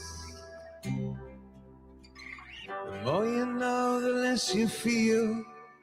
What some pray for, others steal. Blessings not just for the ones who kneel. Luckily, lucky me, lucky we, in the company of Jackknife Lee, 46, 42, and 43. Civility, hold tight to democracy. Community, isn't she lovely? 44 and the family.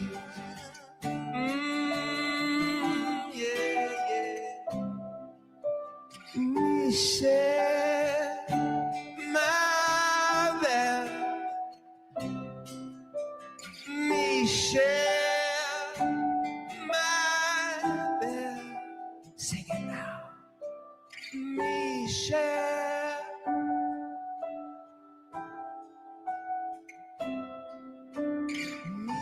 Michelle, my belle.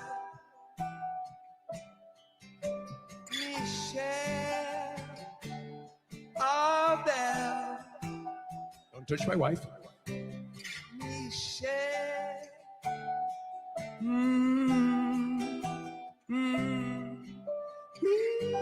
Michelle, my belle.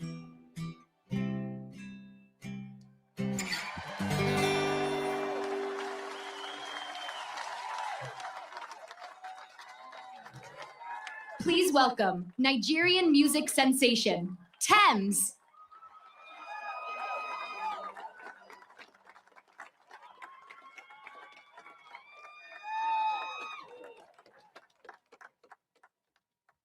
Thank you. I'm so blessed and honored to be here. This one is to you, everyone in this room, to Mr. and Mrs. Obama, and to Sandra and all the family. Are you ready?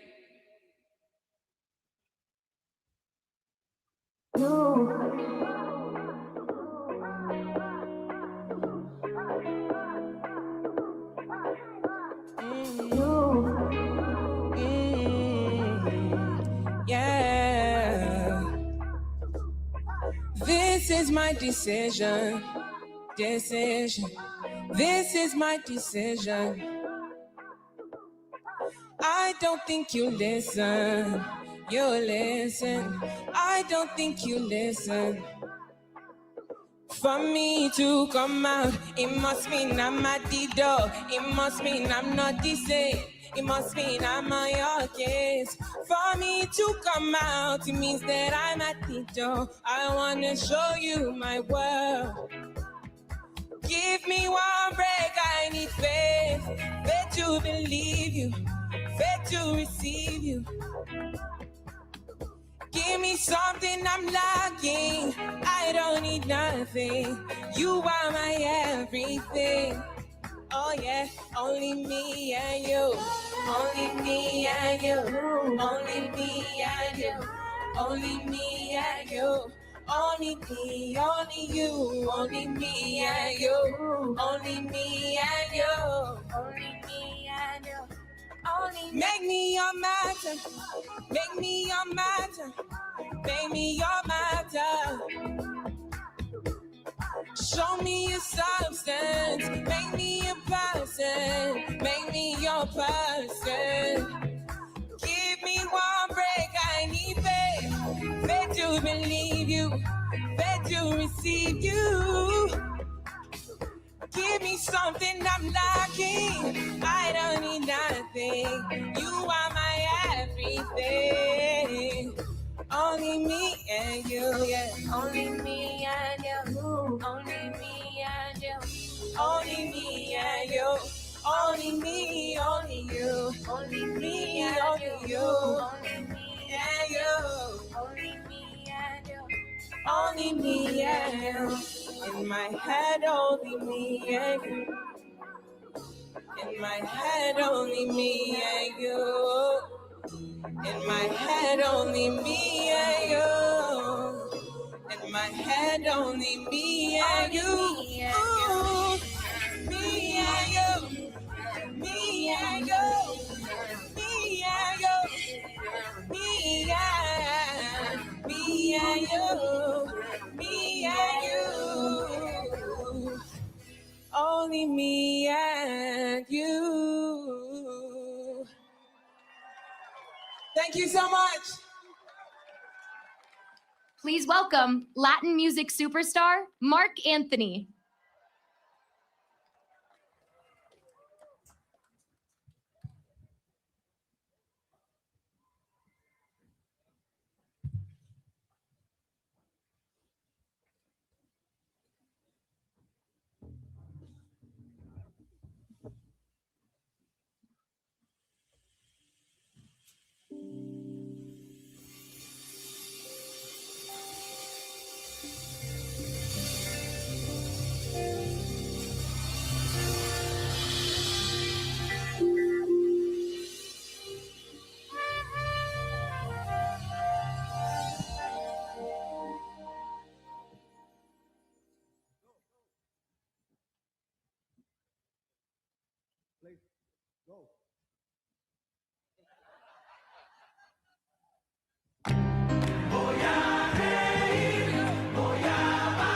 It's okay to dance.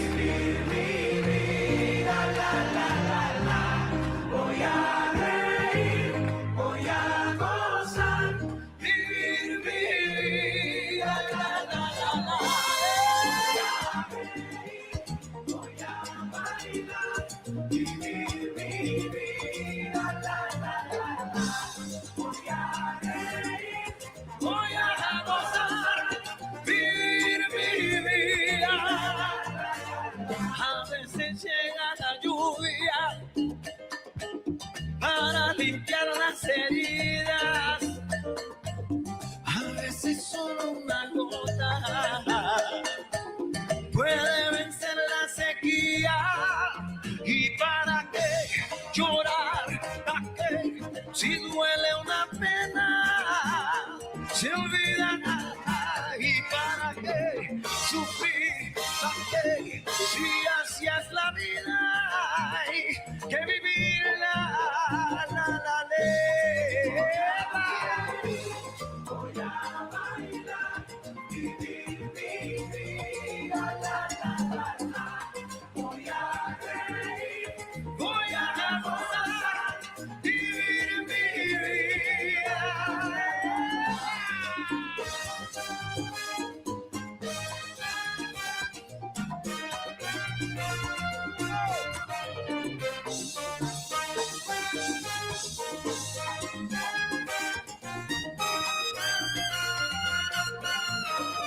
Voy a vivir el momento para entender el destino. Voy a escuchar en silencio para encontrar el camino. ¿Y para qué llorar? ¿Para qué? Si duele una pena, se olvidará. ¿Y para qué sufrir? ¿Para qué? Si así es la vida, hay que vivirla, la ley. Voy a bailar, vivir mi vida, voy a reír, voy a gozar, vivir mi vida.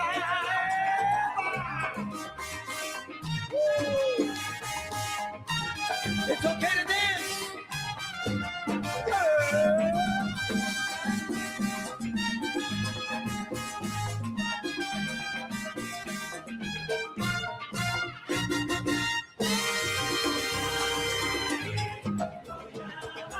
¿Para qué llorar? ¿Para qué sufrir? Empieza a soñar a reír.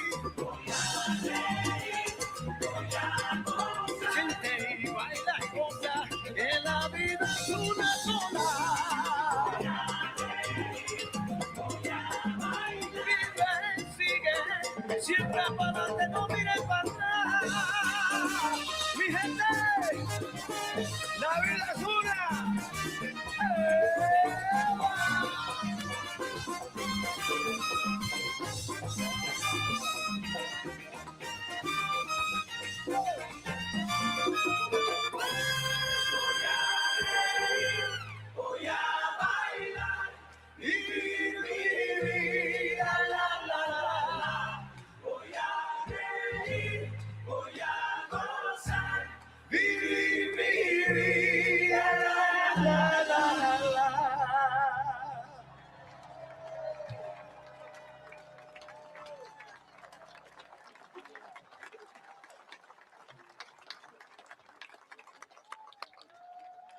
What a beautiful set of iconic legends and global superstars.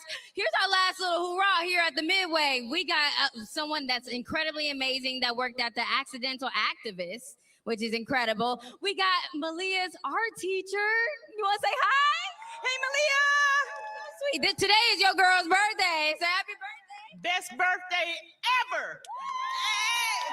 And I miss you. I miss you guys. I miss you guys. I miss you. We miss you. With President Obama, dog. We want to keep. Yeah, we want to make sure that. Bring him. Thanks, Michelle. What do you have to say, sir? Oh yeah, you want to. That part. Okay. Yep. Okay, and tell us what you did. So my name is Jasmine, and I worked on the first presidential campaign. So it was amazing.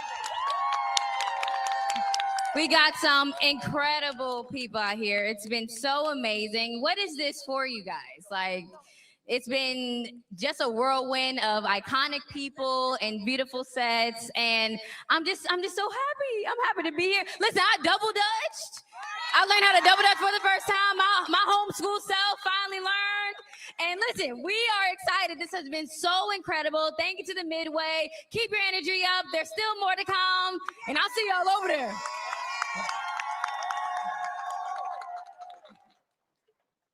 All the way from the president's hometown of Honolulu, Hawaii, please welcome an alum of the Obama Foundation Leaders Asia Pacific Program, Dr. Punihei Light.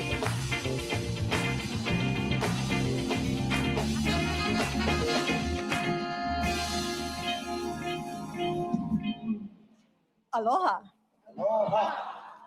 Where I come from, to introduce someone means we have pilina, a connection. If this man walked into my home, my children would call him uncle because we are both keikio ka'aina, children of Hawaii. We have been nourished by her lands, kissed by her rains, and inherited a kuleana, a sacred responsibility to care for those we will never meet.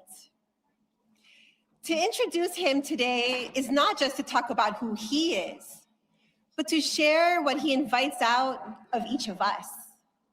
He invites and we respond. And in our culture, that reciprocal exchange is aloha. His call to build a space of new possibilities invited me to look deep into my own ancestral wisdom, pointing me toward the a'ali'i, a native plant renowned for its versatility and tenacity. Our people say, "He a'ali'i ku makani mayau au he makani na na e kula'i." I am a wind withstanding a'ali'i. No gale can topple me over. You see, the a'ali'i thrives by being deeply rooted, resilient through storm and drought, and fiercely responsive. That is what "yes, we can" means to my indigenous heart. It demands that we remain unshakably rooted in truth, resilient through trial, and so responsive that just as this plant yields its leaves for medicine, its blooms for beauty, and its timber for protection, we become the healing, the vibrance, and the shelter needed by our communities and by Grandmother Earth. Brothers and sisters, let us rise to honor that collective responsibility. Stand with me, people. And now, from the shores of his youth to the city that rose with him, Chicago, please help me welcome President Barack Obama.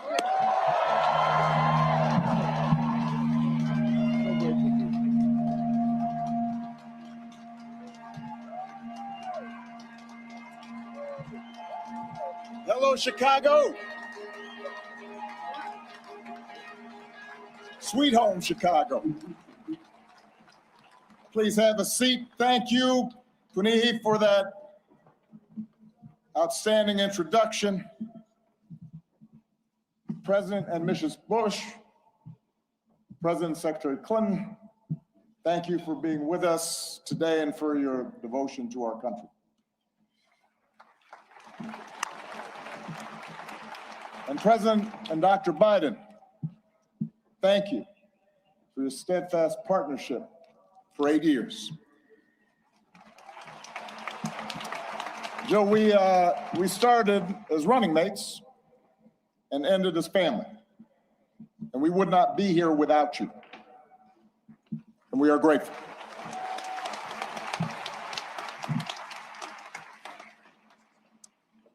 To our amazing foundation staff and our amazing board, to Governor Pritzker, Mayor Johnson, thank you for making this center possible.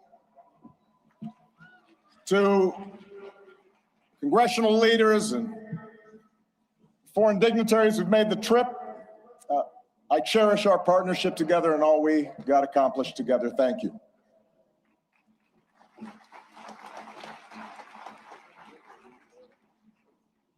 To Michelle, she did me wrong. She wouldn't let me see her speech. She knew she was going to mess me up, and she did it anyway. But she's always made me better. And I could not be more grateful. And to Sasha and Malia, what can I say? You mean everything to me. More than 40 years ago, on a late summer afternoon in 1985, I arrived here in Chicago, entering the city through the very spot where this center now stands. I can still picture myself heading down what was then Cornell Drive in a janky used car that I'd bought in New York, with all my worldly possessions stuffed in the trunk and the back seat, so I really couldn't see out of the rear view mirror, and I was a safety hazard. And I was 23 years old. I'd just been hired by a group of churches on the South Side to help organize a part of the city that had been battered by steel plant closings and chronic neglect. And I didn't have much organizing experience. Didn't know anybody in Chicago. But I had been inspired by the civil rights movement. And I knew I wanted to make a difference. And although I wasn't sure exactly how I was going to do that, I was possessed with this abiding faith that if we could give people more of a say in the forces that govern their lives, if we could bridge some of the differences that drove us apart, then we could build an America where everyone counts and everyone has a fair shot and everyone belongs. Even a mixed race kid with a weird backstory and a name nobody could pronounce.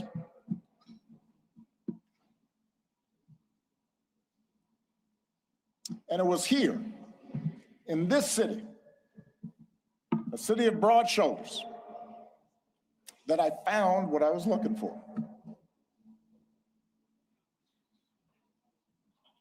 Day by day, block by block, I got to know the people who lived here, their hopes, their dreams, their tragedies and their triumphs. I witnessed their resilience in the face of hardship and the quiet heroism of a single mom raising her kids and sending them to college on a secretary's salary. Or the priest electing to stay in the city and open his doors to at-risk youth, even as most of his flock had fled to the suburbs. I learned that leadership has less to do with titles or rank or chasing attention than with helping others find their voice, reaching their potential, and sitting around people's kitchen tables or on their back porches, spending time in church basements, in barbershops. I was reminded that everyone has a story to tell if you just care to listen. Sacred stories, full of courage and humor and grace. And that each of those stories in some way connected to my own. In other words, I found my purpose here, and I fortified my faith here, and I found my community here. Friendships that would last a lifetime. And I found a girl from the South Side who has been my greatest blessing. Michelle and I, our wedding reception was over at South Shore Cultural Center. You could walk from here. Our daughters were born right down the street. This is where we bought our first home. This is where our kids took their first steps. This is where I launched my candidacy for the Illinois State Senate over at the Ramada Inn on Lakeshore Drive, serving pretzels and soda, embarking on the path that ultimately and improbably led to this day. So, for me, this center could not be anyplace else. It's an expression of thanks, an acknowledgement that so much of what I hold most dear, I owe to the people of this city and the people of these surrounding neighborhoods.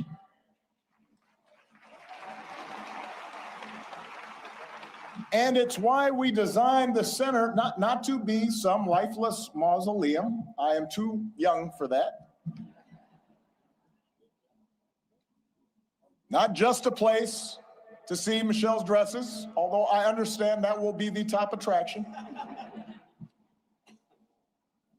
We wanted it to be a vibrant, living celebration of community, where we can learn together and share the joys of art and music and sport and play. Because it's in those moments that we're reminded of our common humanity.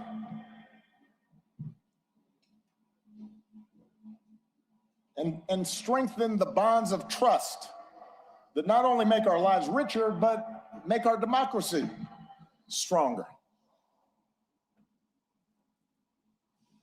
Now, we also wanted this center to be a celebration of the extraordinary public servants, many of whom are here today, that made this journey possible. Some of you helped get me elected. Some of you I had to talk into joining my administration. Some of you were seasoned veterans who helped show a rookie president the ropes.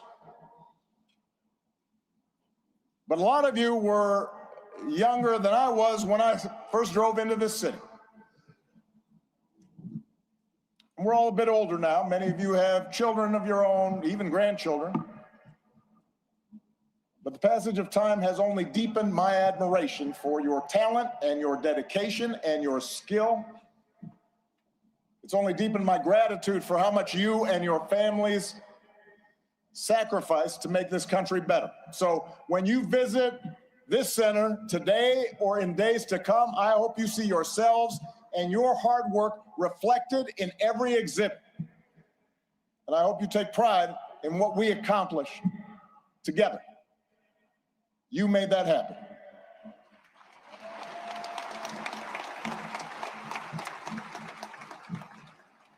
Now, of course, we did not accomplish everything we set out to do.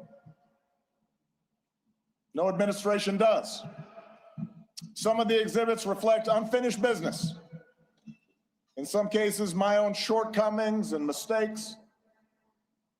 In some cases, because, as a sign I kept on the Resolute desk read, hard things are hard.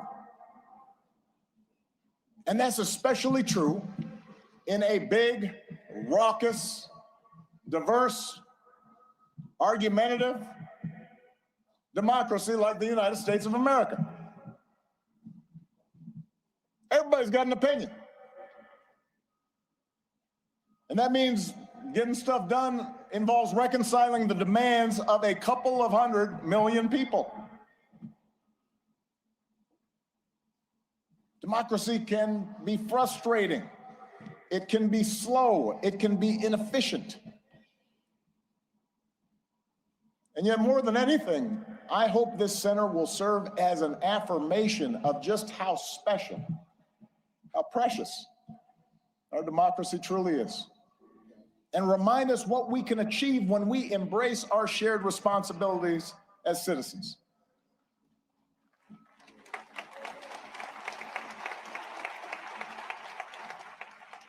And since we're a few weeks away from America's 250th birthday, it is worth remembering just how radical the whole idea of self-government really was back in 1776. To that point, human history was a tale of conquest and caste and rigid hierarchies. A world where the strong dominated the weak, where power and wealth and status flowed through lineage, and the many were ruled by the few. But out of the fire and steel of a revolution, a different story took flight on this continent.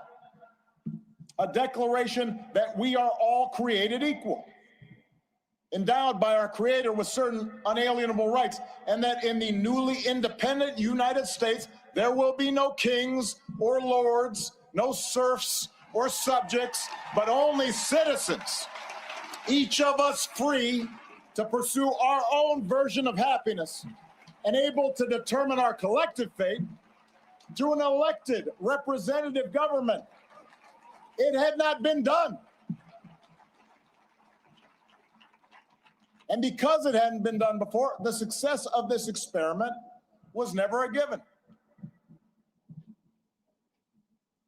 In forming our union, the founders fell terribly short of the Declaration's promise, leaving slavery intact, allowing states to restrict the franchise to white men who own property. But in drafting a constitution and a Bill of Rights, they did have the foresight, the genius, to provide us with a framework that allows each generation to make our union more perfect. And over more than 2 centuries, through petitions and protests, marches and strikes, moral appeals from the pulpit, and conversations at the family dinner table, men and women from all walks of life, of every color, every faith, every region, took up the cause of democracy and made it their own, until we, the people, came to include not just some of us, but all of us.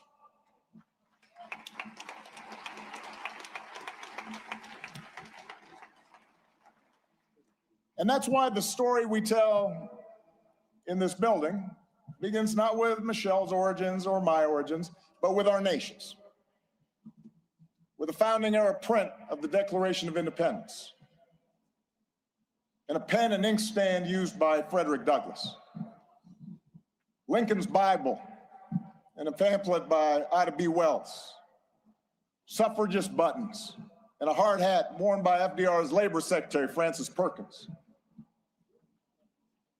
And it's why the exhibits here focus not just on policies, but on the shared values that make democracy possible. A belief in the intrinsic dignity and worth of all people, and that no one is above the law or beneath its protection. A belief in checks and balances in our government and an accountability that comes with an independent judiciary and a robust free press. A belief that our military and law enforcement owe allegiance not to any president or political party, but to the people and our Constitution.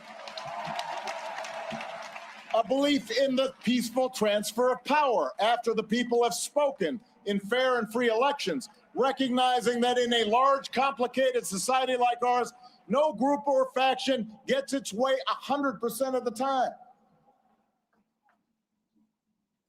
And a belief that qualities of character, honesty, integrity, kindness, compassion, a sense of duty and honor, those things matter in our public dealings, just as they do in our private lives. These are not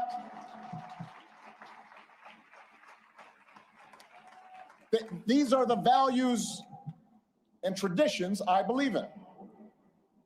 And they are not Republican or Democratic values. They're American values we can all share, regardless of party. Values every president here today, as different as we are, has tried our best to uphold. Values that John McCain and Mitt Romney believed in, no less than I did.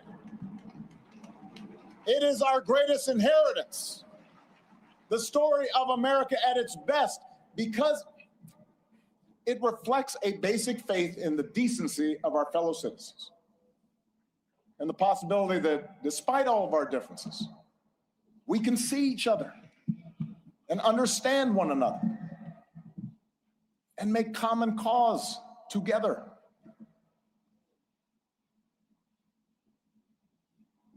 That's what I hope every visitor to this center takes away from their experience. And that's why if you come for a day and you don't have time to see everything, I would urge you to skip the clips of my speeches. You have heard them all before. In favor of the stories of those ordinary citizens who helped make that change happen. The cancer survivor who feared rising premiums would force her out of her home and was brave enough to speak out about it. She's why we pushed so hard for healthcare reform. The small business owner trying to keep the lights on.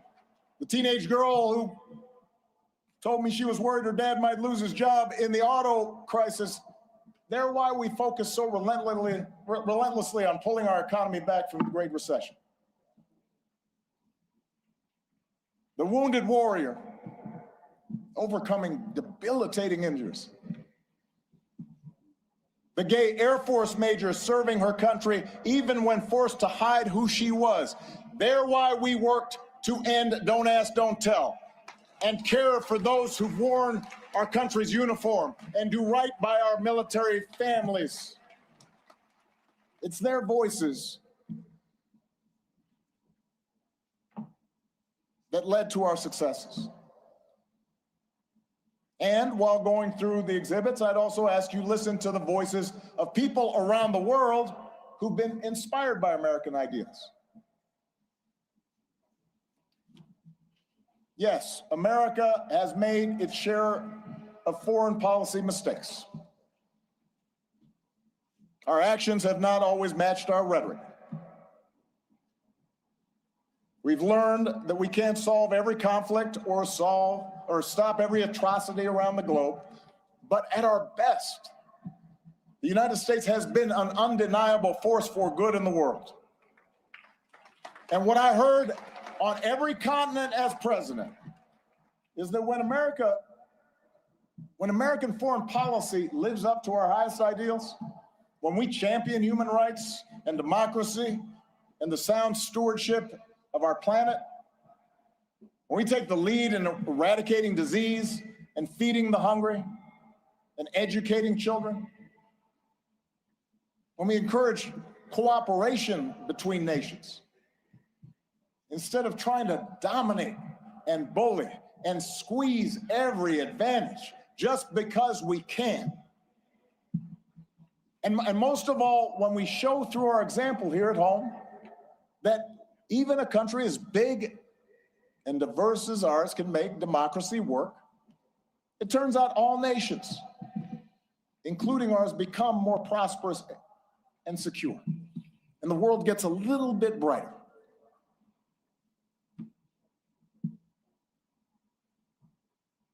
I recognize it's been almost a decade since I left office.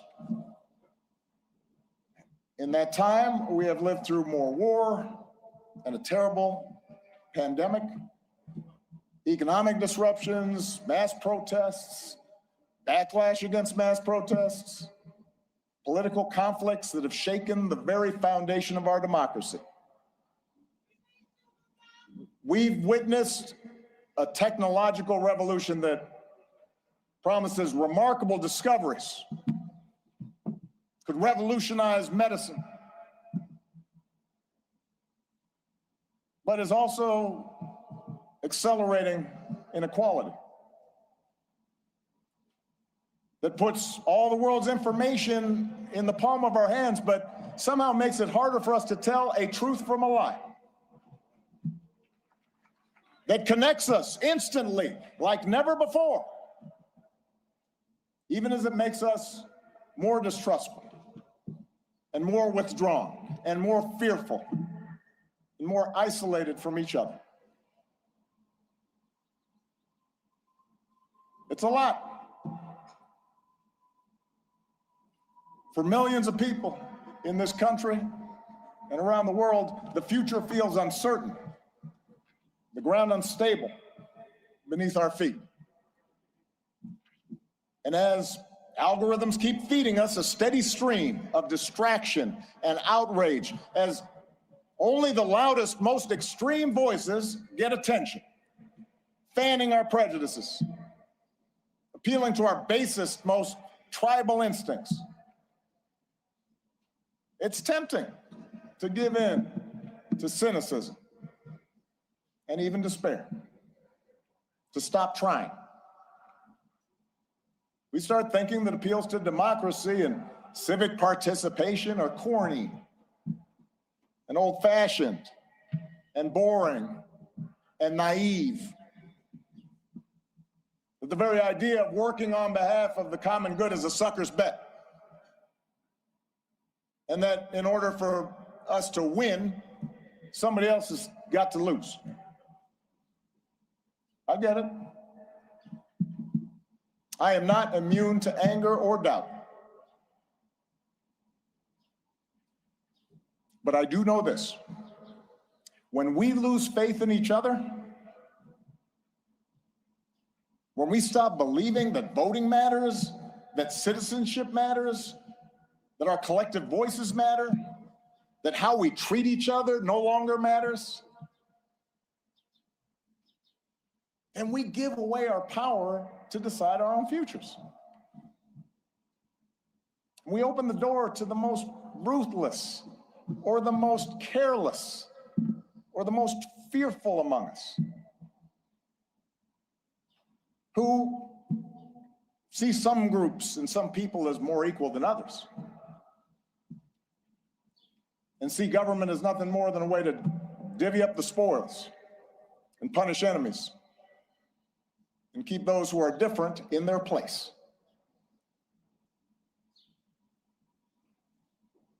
I do not believe that is the story of America that prevails in the end. I don't believe it because for us to give up, for us to give in now, after all this country's been through, to cynicism and division would be a betrayal of our founding ideas, a betrayal of our faith. And I remain convinced that the overwhelming majority of Americans feel the same way. That as unsettled as we are, people aren't looking for perpetual anger and division. They are looking for fairness and common sense and mutual respect. That deep in our gut, we want to find a way to turn towards each other again, not further away.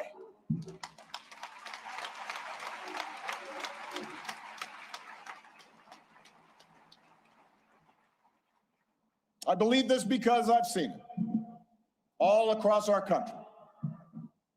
In cities that have worked together to reclaim their streets from crime, in rural communities that have rebuilt their economy, in businesses that are finding new ways to make housing affordable, in those ordinary people in the Twin Cities who brave frigid temperatures, risk their own safety, standing shoulder to shoulder to look out for their neighbors and sometimes look out for strangers because they knew that was the right thing to do. I've seen it.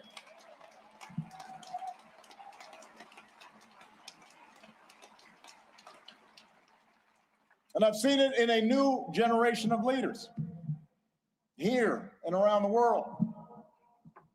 Like Puniha and Addison. Leaders who are determined to make our governments and our economies and our societies work for everyone.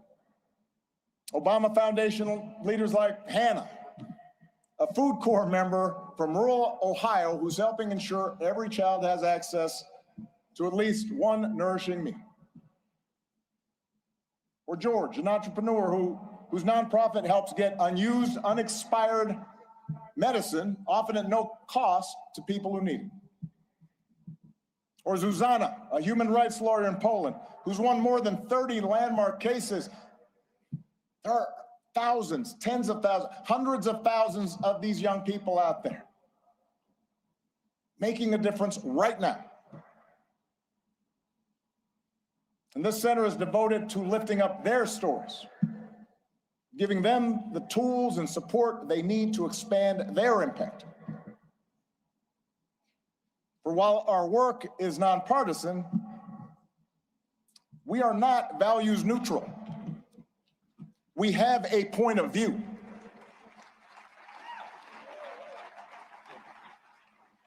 The exhibits in the center are not meant to evoke nostalgia for some gauzy bygone era, some unattainable past that we can dream about and say, oh, we miss you, Barack. They're meant to remind us of who we can be, to remind us of what's possible, so we can forge ahead, clear-eyed and confident, and do the work that still needs to be done. We can learn from the past, but America's story isn't frozen in the past.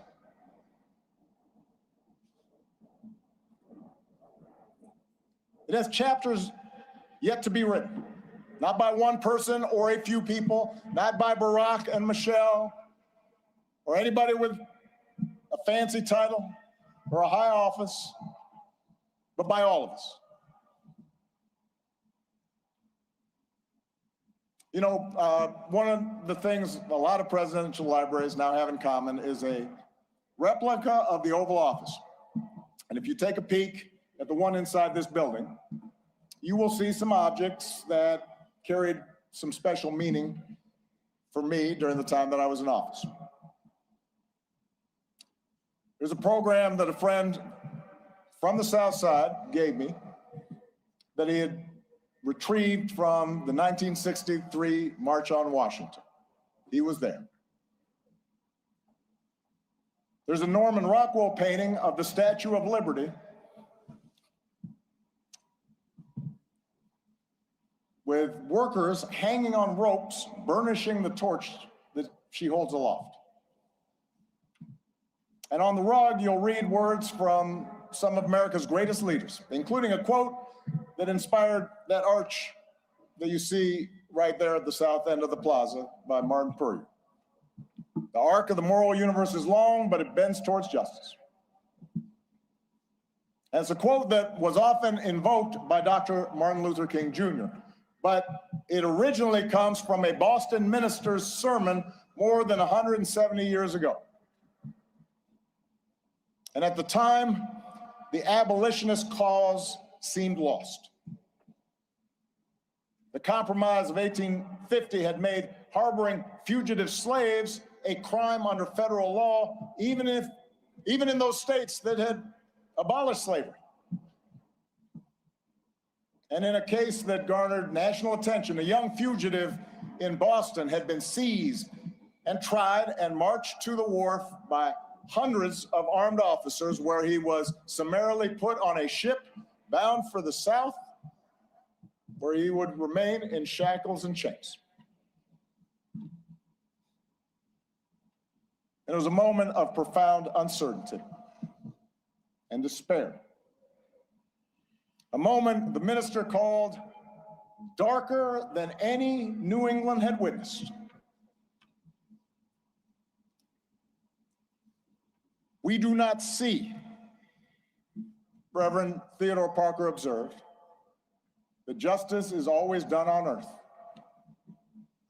Many a knave is rich, sleek, and honored, while the just man is poor, hated, and in torment. I do not pretend, the preacher said, to understand the moral universe. The arc is a long one. My eye reaches but little ways. I cannot calculate the curve and complete the figure by the experience of sight. I can divine it by conscience. But from what I see, I am sure it bends towards justice. The good Reverend was under no illusions about the perils and obstacles facing the abolitionist cause. His words offered no easy answers, no comforting assurances that he or his congregation would live to see the progress they so desperately sought. Rather, his was a declaration of faith, a defiant call, not to abandon hope or give way to fear, but to stay true to our better selves and true to one another, and to keep fighting to fulfill the promise of this nation, even in the face of cruelty and bitter disappointment, even in the face of impossible odds.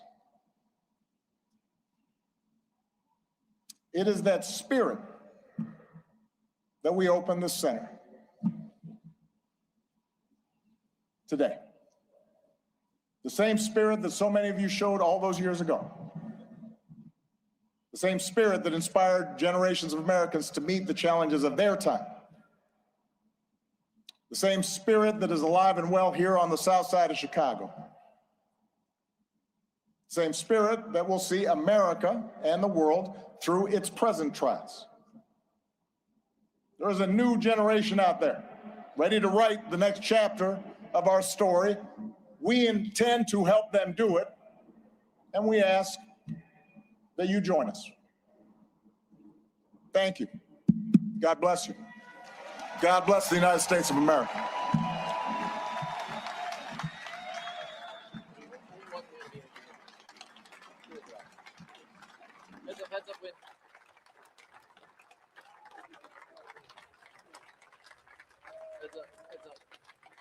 Yeah, he's not done.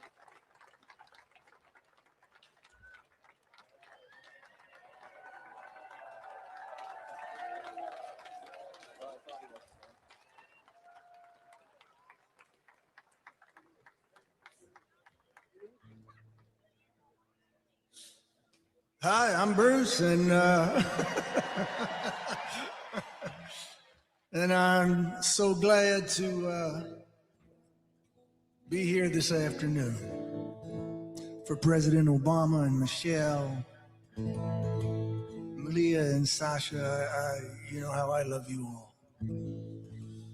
Oh, what a glorious task we are given to continually strive to improve this great nation of ours.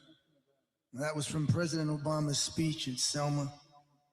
President Obama and Michelle, you have exemplified that ideal with lives that have served us all with heart and commitment, love, and compassion.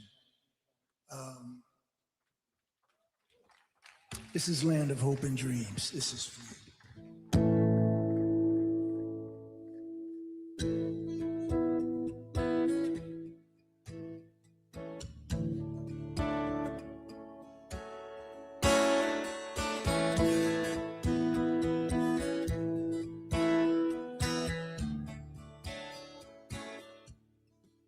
Grab your ticket and your suitcase.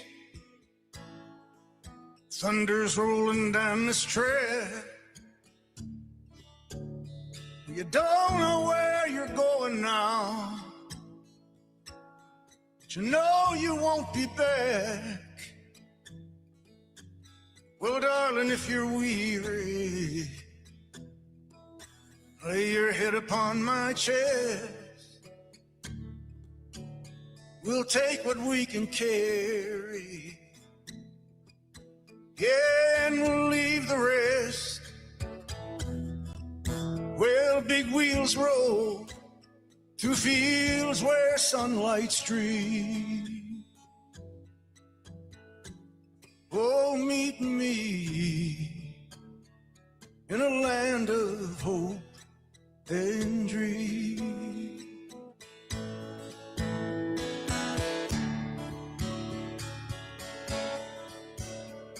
Yeah, well, I will provide for you when I'll stand by your side.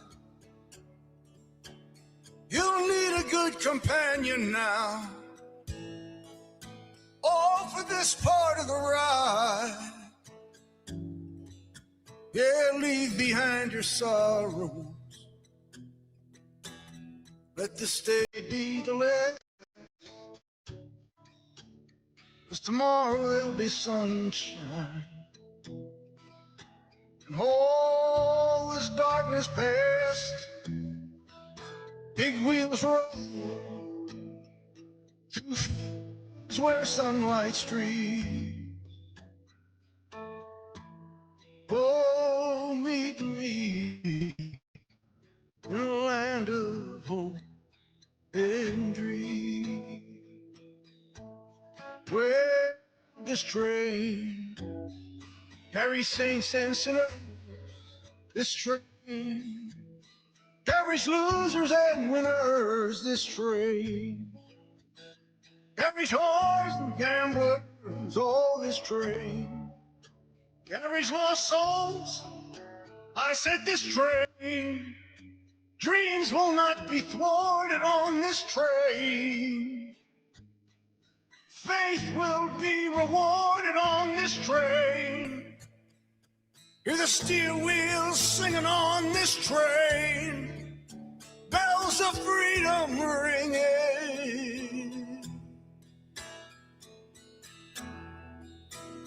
Well, big wheels roll through fields where sunlight streams. Oh, meet me in a land of hope and dreams. Oh, meet me in a land of hope and dreams. Oh, meet me in a land of hope and dreams.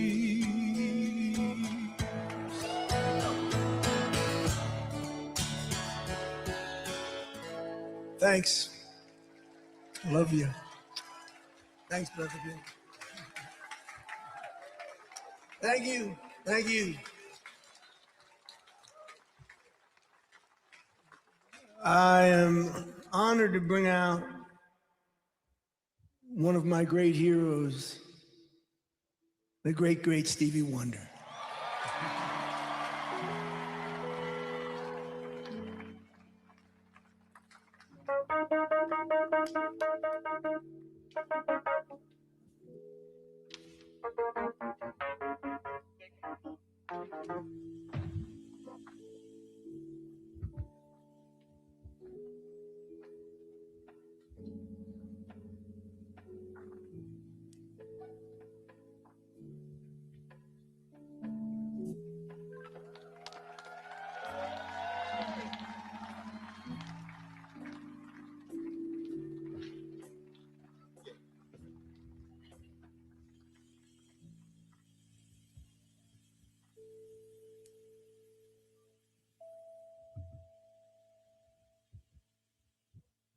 It is truly that I give all praise to God for this moment. For me, it's the perfect circle. And I will, before I leave the stage, explain to you why I say that. But right now, we're going to do some music. Are you ready? Let's get it.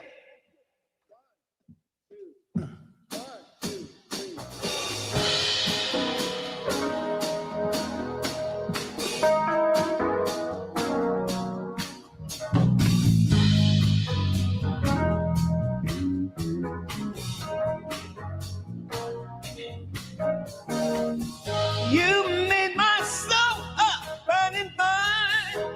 You're getting to be my one desire. You're getting to be all that matters to me. And let me tell you, girl, I hope and pray each day I live. A little more love I'll have to give. A little more love that's devoted and true. So all I do is think about you. Hey, baby. Just think about you. Think about you, baby. Oh, just think about you. Maybe just some thought that should happen to cross your mind. Find some chance for like me, a friend need to try to find. And let me tell you, girl, think of how exciting it would be if you would discover it feels like me. If you would discover this dream is for two. Well, I'm gonna tell you, girl, I'd light a candle every day and pray that you'll always feel this way. And pray that our love will forever be new. All I do is think about you. Yeah, baby. Just think about you. I think about you, baby. Yeah, baby. Just think about you. Can't you feel the fire burning? Can't you feel the wind humming? Think about you, baby. Oh, can't you feel the wind blowing? Feel the wind going, yeah. Oh, all I do is think about you.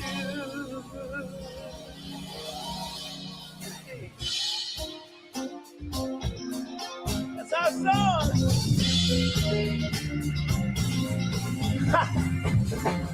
I got full of man, stay too long. I wondered if your love's so strong. Ooh, baby, here I am, inside still delivered, I'm yours. And that time I went and said goodbye. Now I'm back and not ashamed to cry. Ooh, baby, here I am, inside still delivered, I'm yours. Hey, here I am, baby. Oh, got this in your head.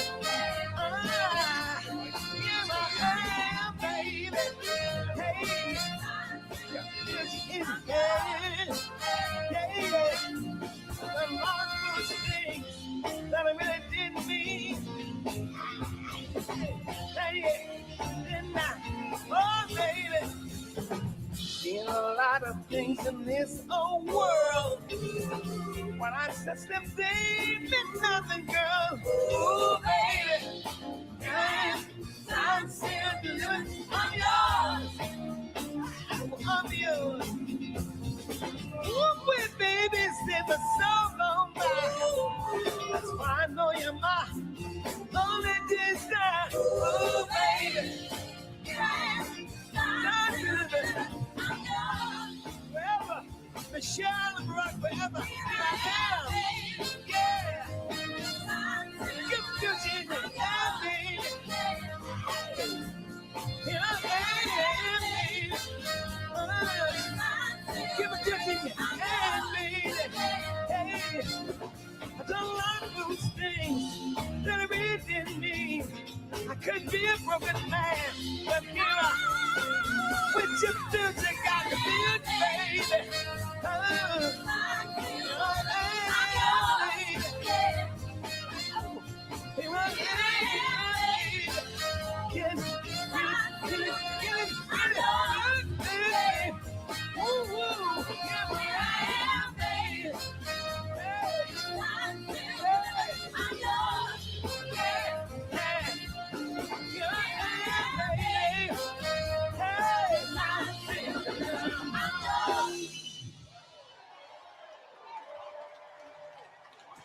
Yes.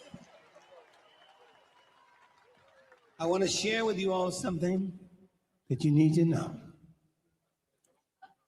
In 2004, I had the pleasure of having my friend Steve McKeever come to Wonderland Studios.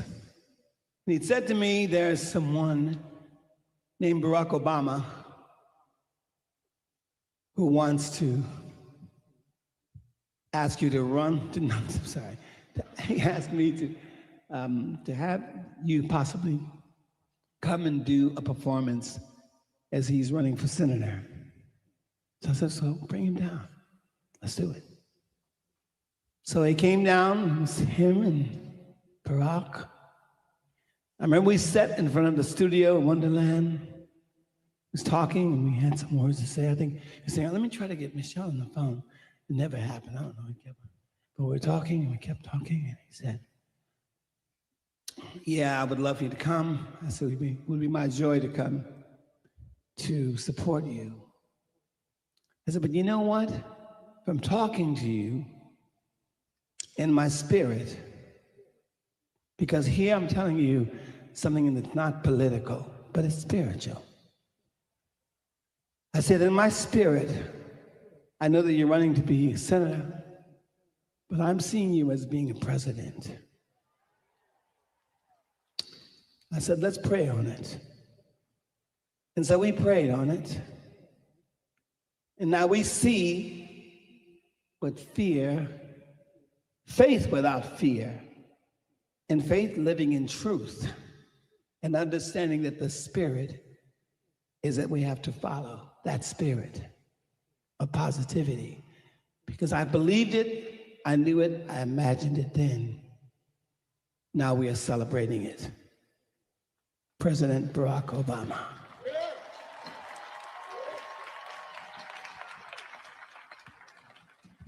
So I want you to remember, all of you, never let fear put your dreams to sleep. Never.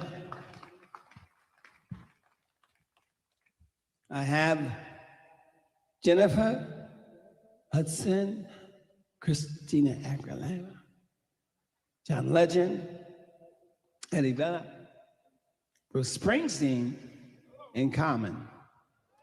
You're coming out with me? We're gonna do this thing. Are y'all ready? Yes, sir. I don't care where you are in the world. Roots is gonna be a part of this too. I don't care where you are in a part of, this is a celebration. Because I knew, and we knew in the spirit, that positivity was going to win.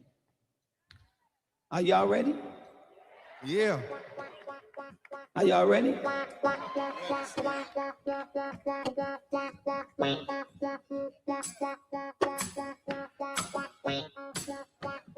One, two.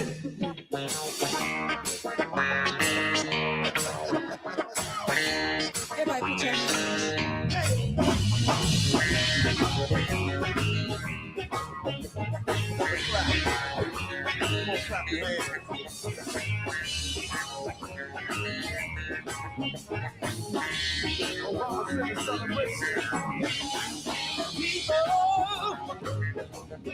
Keep on flying.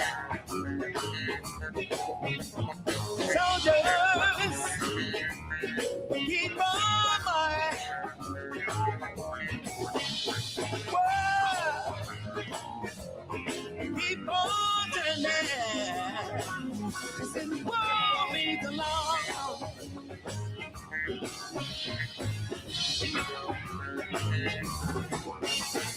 Powers, keep on lying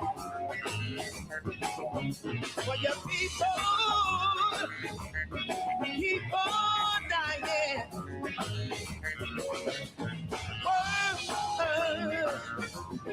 Keep on turning.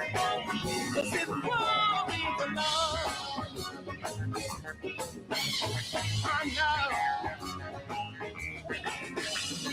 So time running, yeah. So when I know I'll keep on trying till I reach my ground. Somebody said teachers. Keep on coming, yeah. Believers, keep on believing. Sleepers, just stop sleeping. Oh, but it won't be too long. Hey, oh, I'm so done, but let me try again.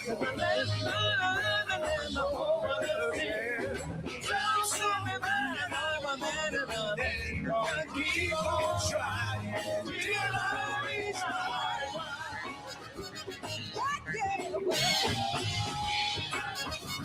till I reach the higher ground. Oh, no. No one's gonna make it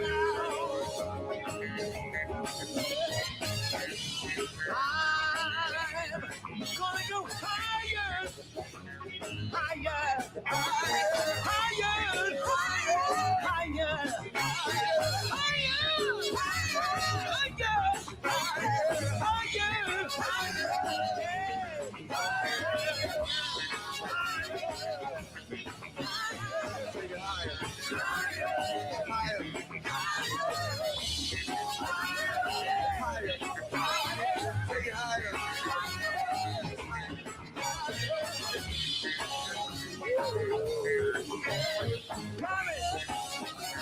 Come break it down, say something, bro. Break it down, y'all. We can take it under. I'm on stage, my man Stevie Wonder. This is how it is, Southside 87. On stage with Tenor Hudson and John Legend. This is how it be in the center. Obama Center. It's colder than winter. So beautiful, so beautiful. What I can do, check it out. It's usual. Usual like common for me and you. This is the type of thing that we can do. Like you too, just like Bono. We came to rock and hit live in Chicago. Yo, it's like this. We got the dream. On stage with Bruce Springsteen. Yeah. How can it be? Things can get better. Thank God I'm here with Eddie Vedder. We get it all together, we can storm. Constant show, you know the whole form. When it goes on, it keeps going on and on. Yo, I can keep lighting. You can say respect to Joe Biden, President Biden, and Coach Bush. This is how I do, yo, Operation Push. As I push on down, I'ma keep jamming. Respect to who? Fred Hampton, and of course, all my people here in Washington. You know how we do, we all equal. Saying the thing, this is like this, Dr. King. We get it like this. Calm progressive. We don't need no drama. Respect Obama and Michelle. This is how we dwell. You can tell. Check it out. Never fail. This is like this when I come down, y'all. I can say, yo, we can stand tall. Yo, this is like this shot town. We gon' take you, Stevie, to higher ground. Yes,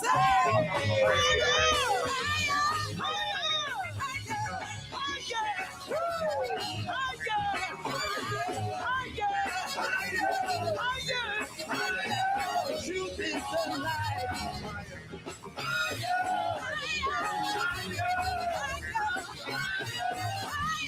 I want everybody to say, President Obama, President Obama, President Obama, Barack Obama, President Obama, Barack Obama, President Obama, Barack Obama, President Obama, Barack Obama, President Obama.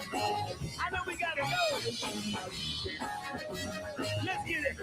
Here we go.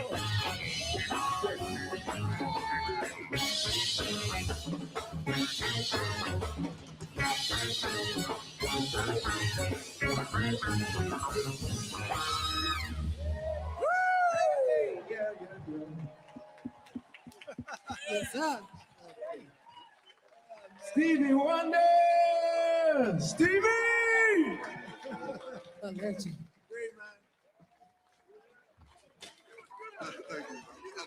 That was fucking unbelievable. That was fucking unbelievable.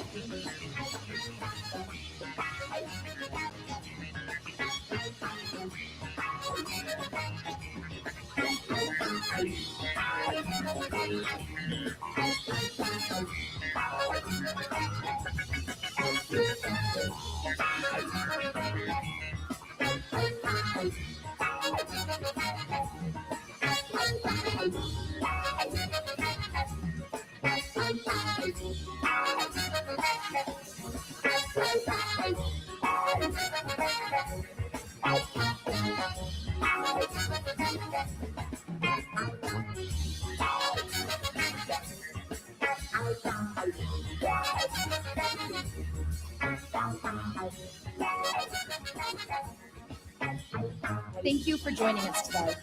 Follow us, stay connected, and get your tickets to the Obama Presidential Center.